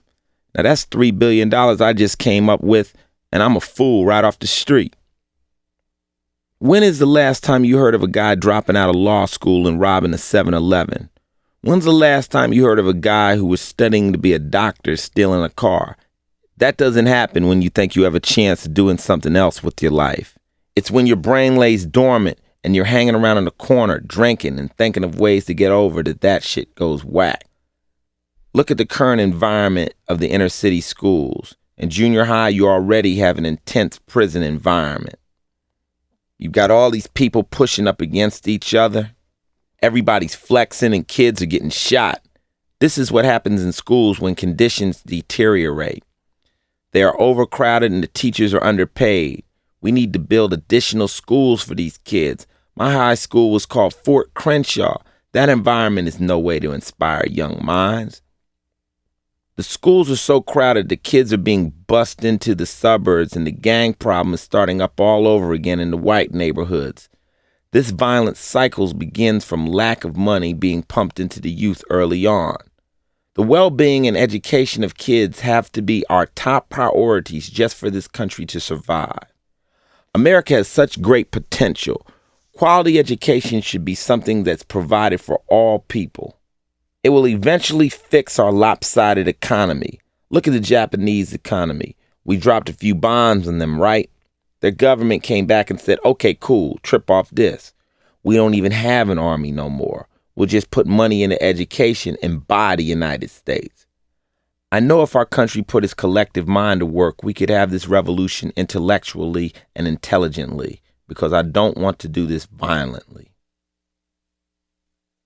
The controversy. To understand the controversy, you must first understand that free speech does not really exist in America. The Constitution is just a figment of all of our imagination. There is no Bill of Rights. There are no amendments. They simply do not exist. Think about it for a moment. 200 years ago, when the Constitution was written, I was considered property. Now, the mindset of anybody who can draft a Constitution and say, everything looks okay, doesn't it? This is right as we can get them. Black people are slaves. White people own everything. And we have all the power. Any questions? Okay, let's sign it. How could you believe you could own somebody and since you were doing something right? The entire Constitution is void. It was written by lunatics. Throughout the controversy, people defended me on the grounds of the First Amendment. Fuck the First Amendment. I have the right under God to say anything I want to say from my heart that comes out of my mouth. I do not need a law to say what I can or cannot say. I am a human being put on this earth and I can say any motherfucking thing I want. As soon as you make a law to tell you what you can say, the same law will tell you what you can't say. Fuck the motherfucking First Amendment. I've been surrounded by controversy since I started making records. Anytime you ever say something the conservative masses disagree with, you've made a controversial statement. The power brokers in this country rarely agree with anything I have to say. The reason is simple. I am a black man and my agenda is counter to their agenda. Their agenda is to maintain the status quo. My agenda is to flip the status quo and to allow people on the bottom to get to the top. Naturally, the people on the top want to stay there, but it's my aim to see that everybody can get to the top. One reason I am regarded as being so controversial is I say exactly what's on my mind. The people are always telling me, don't say that. I just continue to speak. This book won't get me a Nike commercial or a Coke commercial, because in order to get the big sponsorships from these companies, you have to buy into the American way. You have to say, the president is great. There's no racism. Let's pay our taxes. Isn't this country great? Red, white, and blue. The Persian Gulf War. Yeah. As much as I would like to do a Nike commercial with Michael Jordan, it's not important enough for me that I would change my beliefs. Long before Cop Killer was released and my career would be publicly defined by a 4-minute soundbite, I was dealing with the enemy. I've been going through these shitstorms since '87 when I dropped Rhyme Pays. It was the first album ever stickered, and I was the first real rapper to come out and use a lot of profanity and talk crazy. When I dropped Power in 1988, people went after the album's cover, which you'll recall had the infamous photograph of my girlfriend in a bikini holding a gun. They also came after the song I'm Your Pusher, which is an anti-drug song. Without even knowing what the song was about, people flipped. Are you saying you're selling dope, Ice-T? By the time my next album, Freedom of Speech, Just Watch What You Say, I had already seen just exactly how much protection the First Amendment offered black rappers in this country. I was beginning to see how worried everybody was about what I had to say. In the song Freedom of Speech, I rap, let me tell you about down south, where a motherfucker might as well not even have a mouth. Columbus, Georgia said they'd lock me up if I got on the stage at my show and said, fuck. So I thought for a minute and said no, I wasn't even gonna do a damn show. Cause for me to change my words from my rhymes is never gonna happen cause there's no sellout on mine. But I vowed to get those motherfuckers one day. They even arrested Bobby Brown and Cool J. Yo, they got theirs coming cause I'm mad and I'm gunning homeboys and there's no running. I'm gonna tell you how I feel about you. No bull, no lies, no slacks, just straight fact. Columbus, Georgia, you can suck my dick. You ain't nothing but a piece of fucking shit on the damn map. When I wrote those lines in 1989, I'd been out there on tours and was running into freedom of speech. People had already told me what I could not say on stage in Columbus, Georgia. They said I couldn't say anything they called a swear word, and you couldn't touch yourself. Body Count was intentionally different from an Ice-T album. An Ice-T album has intelligence and at times has ignorance, sometimes has anger, sometimes has questions. Body Count was intended to reflect straight anger. It was supposed to be the voice of the angry brother without answers. The tone of the record wasn't, why are the police hurting me? Why are my parents racist? It was, fuck the police. Fuck your parents. If you took a kid and put him into a jail cell with a microphone and asked him how he feels, you'd get Body Count. Fuck that. Fuck school. Fuck police. You'd get raw anger. Body Count says, let me put you in touch with that anger. That's how I analyzed NWA when they came out. Reporters came to me and said, your music is different than NWA. NWA is stupid. And I would explain to them, NWA ain't stupid. They just didn't understand what NWA means. NWA is niggas with an attitude. It's supposed to be visceral. It's intentionally expressed with an attitude. Body Count was an angry record. It was meant to be a protest record. I put my anger in it while lacing it with dark humor. We decided to fuck with 3 enemies in Body Count. First, the KKK. The KKK is a hate organization based around genocide of anybody who is not white, Anglo-Saxon, Protestant. I hate them because they would like to see me dead. I shouldn't have to explain to you why that organization would be my enemy. Now, if you've listened this far and you still don't understand why I don't like the KKK, stop the tape now. We fuck with the KKK because I feel the true fear of the white racist man is his woman leaving him for a black man and systematically eliminating the white race. The white woman making love with the black man. KKK bitch was ironic because the sentiments were true. We played Ku Klux Klan areas in the South and the girls would always come backstage and tell us how their brothers and fathers didn't like black folks. I'd say, like, what does your father do? I'd ask. And she'd say, he's the chief of police. Is he in the Klan? Kinda. What are you doing here? I think this record's good. Let's fuck. We knew the KKK bitch would totally piss off the Ku Klux Klan. There's humor in this song, but it fucks with them. Our second attack was on racist parents. Anyone who brings an innocent child into this world and decides to teach them hate is our enemy. Mama's Gotta Die Tonight was written to mess with anybody who has a racist heart. It's about a kid who dismembers his mother over racism. And the record I play a kid who kills his mother over a white girl. A white kid could kill his mother over a black girl and it would be essentially the same song. I also wanted the record to be a metaphor for the dismembering of racism, a dismembering of the whole attitude. Whoever is still perpetuating racism has got to die, not necessarily physically, but you have to kill off that part of their brain. From now on, consider it dead.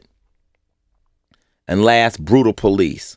We targeted police who feel it's not their job to solve problems, but to perpetuate them. At the very beginning of Cop Killer, I dedicated it to the LAPD and to Police Chief Daryl Gates. The lyrics are blatant and very specific. The chorus explains what the record is about. Cop killer, it's better you than me. Cop killer, fuck police brutality. Cop killer, I know your family's grieving, fuck them. Cop killer, but tonight we get even. My anger is clearly aimed at brutal police. People who came after the record didn't understand how I could sing, I know your family's grieving. My response to them was, fuck them. Our parents are grieving for the death of our kids. They've been grieving for a long time, and the number of dead cops can't even begin to compare to the number of dead kids. In 1991, 3 cops were killed in the entire state of California. That same year, 81 people in LA alone were killed by cops in proven police misconduct cases. The song was created to be a protest record, a warning, not a threat, to authority that says, yo, police, we're human beings. Treat us accordingly. The moment you step outside of the law, then it's fair for us to step outside of the law too. And somebody's going to die, and it's better you than me. So what happened? The record is out. My fans didn't consider Body Count a controversial record. They listened to Cop Killer and smiled and understood it. My fans got a direct line on me, and they know that if I'm controversial, they are too. You just don't hear them because they don't have platforms like I do. The album debuted at 32 on Billboard's Top 50. Not bad for the first hardcore rap rock to cross over. Body Count tours with Lollapalooza the same summer of 91. In 21 cities, 430,000 predominantly white kids waved their fists in the air and screamed Cop Killer along with us. Nothing happens. In the winter of 1991-92, Body Count headlines its own tour. We hit 70 cities performing Cop Killer to fans at about 80 shows. Nothing happens. Then the first verdict comes in. After looking at Rodney King roll around on the asphalt for about a year, with people watching the cops go free, the shit hits the fan. Cops are being found guilty all over the United States for brutality. First time in a long time, people outside the ghettos were looking at the cops as the actual savage criminals that some of them really are. Honest cops were being prejudged and hurt behind this sweat. Out of nowhere, a cop in Texas discovers Cop Killer, and the record must have scared the shit out of him. Oh shit, he figured. They're rioting in LA and now there's a record telling people to kill cops. Oh my God. Even more frightening, it's a rock record and it's backed by Bugs Bunny's company. My message connected to that corporation was scary as shit. I was being powered by a big business, white-owned, white-run, all-American apple pie business. So the fraternal organization of cops decides that this record is going to be the cause of police getting killed, and somebody else, possibly Ollie North, one of America's arch villains, came to them and said, it's also a good way to take the heat off of the cops. They decided to go after Warner Brothers and run a big boycott. Bill Clinton, probably in an attempt to create sympathy before announcing the Gores on his ticket, Dan Quayle and George Bush compound this propaganda campaign by coming to the aid of the police and attacking me. What did it all add up to? They managed to camouflage the issue of police brutality. They said, look how terrible Ice-T is. Look how terrible Warner Brothers is. America, can you believe Warner Brothers has a record like this? Immediately, everybody in this country gets mad at me and says I'm terrible. And predictably, America totally forgets about the cops who are on the street still hurting people. All of a sudden, I became the headline news every night. They split America right down the middle, and the people who came in to aid me marched in defense of the First Amendment. I didn't need anybody to come in and say I had the right to say it. I needed people with credibility to step up and say, Ice-T not only has the right to say it, fuck the police. Who the fuck are the motherfucking police that they can control us like this? We're not apologizing to you cops for what you've been doing. It's time for people to get angry, along with the guy who wrote Cop Killer. And some of you motherfuckers might end up dead. No one had the courage to come out and make statements like these. Everybody just said, oh, Ice-T and Body Count, you have the right to say it. We love you guys, really. I tried to make it painfully clear. I said if cops were a totally legitimate organization, I might even be a cop. I never said I agreed with crime. But I am saying that when you guys step over the boundaries and you decided to pass judgment, then fuck you. During the same time my record was being condemned, the film Unforgiven was winning critical praise across this country. What's Unforgiven about? A cop killer. Clint Eastwood takes justice into his own hands after his buddy, a black man, is unjustly murdered by a corrupt cop. Sound familiar? What's Cop Killer about? A black youth takes justice into his own hands after his buddies are unjustly murdered by corrupt cops. Just like Eastwood. I'm saying, fuck the police for my dead homies. But my story is real. But I'll never get an award for my reenactment of this situation. I know firsthand how bad the street is. America is simply not ready to hear it from me. After the cops called this embargo against Warner Brothers, they moved into criminal activity. They sent death threats to Warner Brothers. They actually sent 2 bombs to the label. These came either from police or police sympathizers. There is no way I can prove that the bombs came from the police, but they did make death threats. They made death threats to the president of Warner Brothers, Lenny Waronker. Do you know where your kids are? Somebody went to my 15-year-old daughter's high school and pulled her out of her class and asked her questions about me. I mean, real tacky shit. These are supposed to be the people who are upholding justice. It irritated me that none of the attacks were really aimed at me. I was watching the TV and it's all Warner Brothers, Warner Brothers, Warner Brothers. You can read any paper and you'll never find anybody who said, where does Ice-T get the anger to make the record? The cops never accused me of faking the anger. They knew it was real. They were just saying, why would you, Warner Brothers, put it on a record? Ultimately, the guards of the system said to Time Warner Brothers, we understand why you're mad, Ice-T, but why would the big white corporation, who's a member of the same country club as us, whose kids go to spring break with our kids, who support the same politicians we do, associate with them niggas? Warner Brothers responded that they cannot afford to have cops controlling the company and decided to back me. They didn't back me because they cared about me. Warner Brothers is an information company and they cannot be told what they can or cannot do. What happens if they don't like another Ice-T record? What happens if they don't like a movie Warner puts out? They were totally paranoid of paying off for the hostages, paying the extortionists, the police. Meanwhile, I get to the point where I'm getting tired of seeing myself on the news every night. Media got personal with me. I was tired of this shit. It wasn't worth it because nobody had a voice that was backing me on the real reason. Ironically, 35,000 black police officers said they would not join in with any boycott of Ice-T or Time Warner because they knew I was just saying the truth. Since July, hundreds of cops have came up to me saying, Ice, I know what that record was about. I've had cops come up to me and say, Ice, I feel like killing some of the guys I work with. Others say, we ain't all bad, Ice. That means a lot to me. Even the thought they would think that I'm worthy of being spoken to is cool. They care that I care. Nobody came to me and asked me to pull the record. The guys in my group didn't even know I was going to do it. I called a meeting with Body Count and said, man, this record is out of control. They're going over the top with it and ain't nobody really down with it but us. Our fans who wanted the record have already bought the album. It's gold. All the new people who are buying the record just looky-loo assholes. That's not why we want to sell records, so let's just pull the motherfucking record. Now it's gone. Now what? In other words, come out and say that you really don't like Ice-T. It had become a chess game, and they shut up. The minute I pulled it, cops killed a kid in Texas who was 30 feet away from him. Cops killed a kid in Detroit. People are marching. Ice-T was right. Everything flips now. During this period, I also faced a backlash.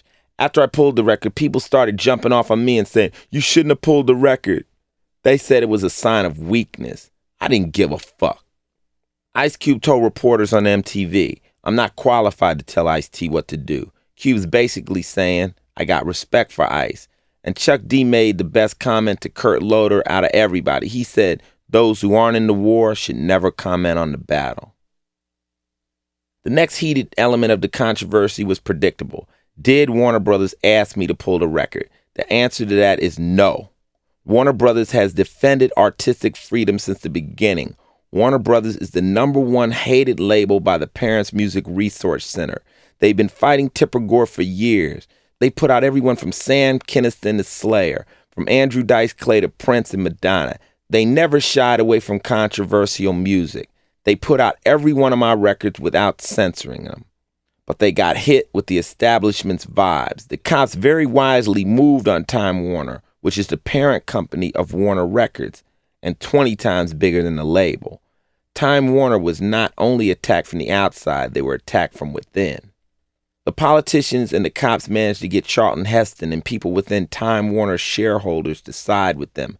Tactical infiltration, pure and simple. Time Warner had people on the inside who had never listened to my music and had no understanding of where I was coming from, saying, "Look at what we're selling. This is our money being threatened, and I don't agree with this."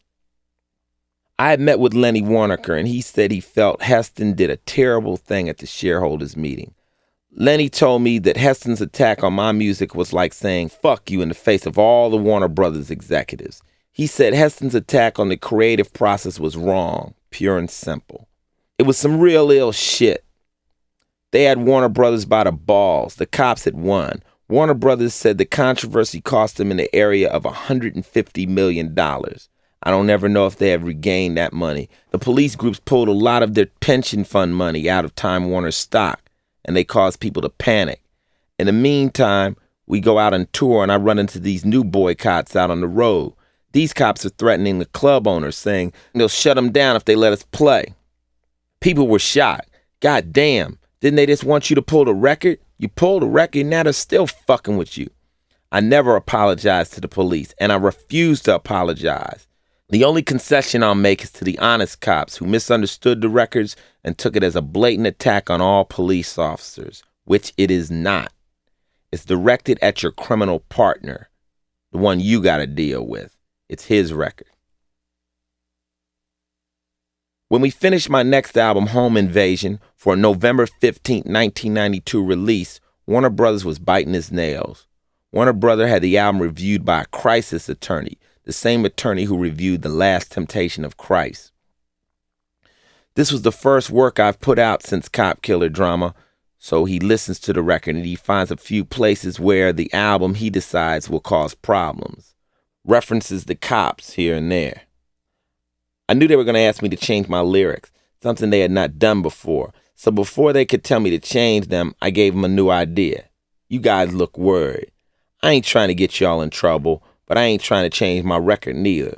So why don't we ask ourselves why they're after us? Are they after you or are they after me? Or is this some political shit, the timing of the record release? Let's wait till after the presidential election. Now I'm playing record executive here. Let things cool down.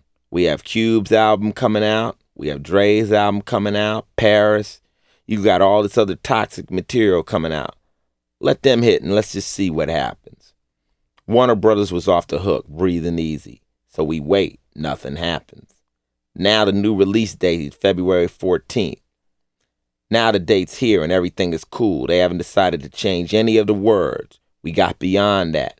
But they did come at me with one song that worried them, Ricochet. The song starts out, "You go on and you don't stop. Got sticky sneakers from the blood of a shot cop." I explained to them that the record was already out. Ricochet was the title song to a movie I'd been in with Denzel Washington and John Lithgow. They wouldn't fuck with that, I told them. They might, they said. They weren't angry at me or my music. It was simply a paranoid reaction on their part. I decided that Ricochet was already out on a soundtrack and a single, and it sold well. It was already an old song. Fine, I'll drop it. I'll create a new song rather than fight over an old record that's already been out. I'm working with them. I'm Mr. Calm. Although they had already approved Home Invasion's cover art, we got a phone call a week before the album was scheduled to drop. You can't have that album cover. I was still on the road. I'm pissed. I love the album cover, but fuck it. At this point, I want my record out. I told them to put the album out with a black cover. It'll be the black album. Fuck it. Just put the album out there. But when I got back to LA, I realized fully and for the first time, Warner Brothers cannot afford to be in the business of black rage. So we wrote them a letter asking to get out of my contract. As much as they felt I had become a liability to them, they in effect had become a liability to me. In my attempts to keep them out of trouble, my integrity had come under fire. They gave me a release. I know it hurt a lot of people because Seymour Stein signed me 7 years ago and watched me grow. I had sold a lot of records for him, and I would have given him 4 more. And now, out of nowhere, he has to release one of his main artists. Remember, they weren't mad at me. They were just pissed at the entire situation. We were essentially 2 kids who couldn't play together anymore. Now, through Rhyme Syndicate Records, we're going to do it ourselves. I will once again attempt to speak freely. I will have to prepare for any further attacks. Throughout my career, I've learned that you don't talk the talk if you can't walk the walk. Don't expect to be controversial and not suffer the ramifications of it. In my new song, A Message to the Soldier, I rap, you might think that you're just dope while you're living in a sniper's scope. Not trying to scare you, but there's danger if you get too deep. Some nights I don't sleep. Freedom of speech. Yeah, just watch what you say. The future, no fear. Martin Luther King had his dream for the future of America, and I have mine. In 1963, King said, I have a dream that one day in the Red Hills of Georgia, the sons of former slaves and the sons of former slave owners will be able to sit down together at a table of brotherhood. I have a dream that one day the state of Mississippi, a state sweltering the heat of injustice, sweltering the heat of oppression, will be transformed into an oasis of freedom and justice. 30 years later, those red hills of Georgia are still burning with hatred and poverty. Brothers and sisters from Mississippi to New York to California are still fighting for justice from an oppressive system. My dream for this country's future would allow King's dream to come true. I want to see correct young urban capitalist guerrillas band together to take this shit over. I want to see people coming out of the ghettos and kids coming out of colleges band their resources and fight the system with capital. The system is the sum of the total people who feel that everything right now is okay. America the beautiful. People shouldn't get welfare. Black people should stay in the ghetto. And if that's not good enough for them, go back to Africa. Keep immigrants out of the country. If you use words like traditional or good old days, you are the system. The system is the guy right next to you. It's the person who agrees with this tired way of thinking. Now, if you're in the system and you want to see reform and equality go down, then you're a warrior and you know you can fight with me. Some of you graduating from high school or college will go into the system by becoming a part of major corporations, but will always remember the injustices that were levied against you growing up. Many of you should be reaching out to other people to give them a chance to fight. To do this, you have to have capital. Back in the 60s, the radicals were filled with good intentions, but they had no money to back their actions. You have to have a cash flow if you're going to fight for equality. I'm about seeing rich radicals take over. That's the only way you can take this shit over. I'm about infiltrating the system to overthrow it. I'm not a nationalist. I do not believe in just getting black people to come together. I ain't with that. I want everybody to see their opportunities. Empty pockets and the total lack of financial know-how is the main problem with the oppressed. I know we can fight back if we can get economic footing, especially black people. If we could just get our 40 acres and a mule, we'd be satisfied. We'll take that in cash and distribute it through our charities and colleges and start instituting real changes. It would at least give us a foot up. You have to remember that during the Holocaust in Nazi Germany, when 6 million Jews were killed, at least the new German leaders took money out and gave retribution to the families who suffered the loss of their people. Now, 50 million blacks were killed during our Holocaust, and we ain't got a fucking dime. We ain't even got an apology yet. Time to ante up, America. Give us retribution. Allow us a chance to live decently and humanely. I believe America can change if we can just get things straight. That's all we're asking. We shouldn't have to fight for equality, but we will, and we will continue to. Fear keeps many people in this country immobilized. Fear of living, fear of dying. I overcame fear a long time ago, but you have to understand where I am in my life. It took me 34 years to understand that there are 4 stages of life and awareness. At stage 1, you're a child and you don't know anything. You don't know hatred, you don't know racism or fear. Stage 2 kicks in when you're a teenager and you think you know everything. You think you know black and white, right and wrong. You figured everything out. We've all been through that stage where we thought we knew everything and nobody could tell us different.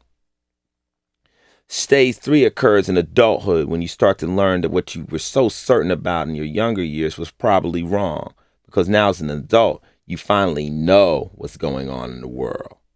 Stage 4 is your final realization that you don't know anything. It's in that stage of infancy where everything becomes vague and uncertain again that we can really be artistic and reach out and attempt to learn what's going on. Unfortunately, 99% of the people in this world live at stage 3. They don't want to take any risks because they're afraid. They're afraid of losing their jobs. They're afraid of losing control over their tightly confined lives. I lived my life in stage 4. This past year, the controversy caused people to panic. I lost a TV show. I had problems with a record. A comic book fell through. People around me started to panic, but I never looked back. I'm not doing that. I've learned that every time something goes wrong, if I can go around and grab it, it usually comes back stronger. So life is continuous challenge for me. I've almost gotten excited about shit that ain't working. I don't look back. I don't see what you gain by dwelling on the past and bitching about things you can't change. You have to move forward. A friend of mine told me once that God should put one eye in the front of your head and one eye in the back so you can see people coming up behind us. I agree to the extent of what he's really saying is that each person has to be prepared to watch his own back. I already got my own back. That's why I don't walk with bodyguards. That's why I don't have security around me. I watch my back with faith. I walk through the projects of LA and I never worry about who might come up behind me.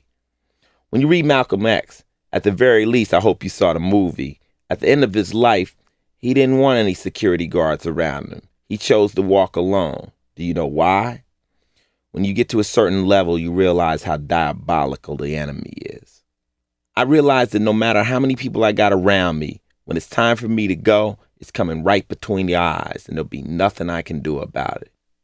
I'm moving forward. Both of my eyes are aimed directly in the future. I say to myself, okay, cool. I put out my records, and the minute the new record is out of my hands, I'm writing my new album. I'm so far forward that anything that happens to me here won't affect the plans I've made for the future.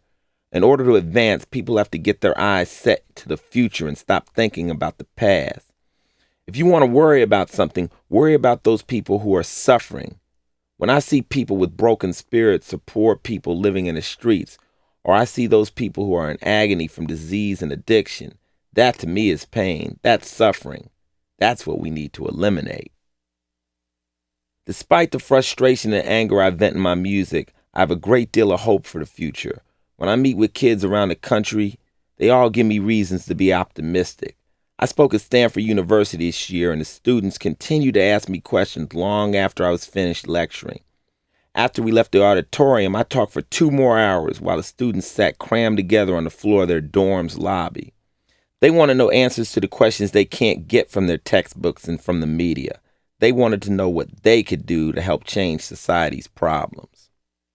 Spread out on the floor were a Minnesota farm kid, inner city students, and kids from America's suburbs, all picking my brains to see where they could go from here. I told them, isn't it sad that you put me on a pedestal because I tell the truth?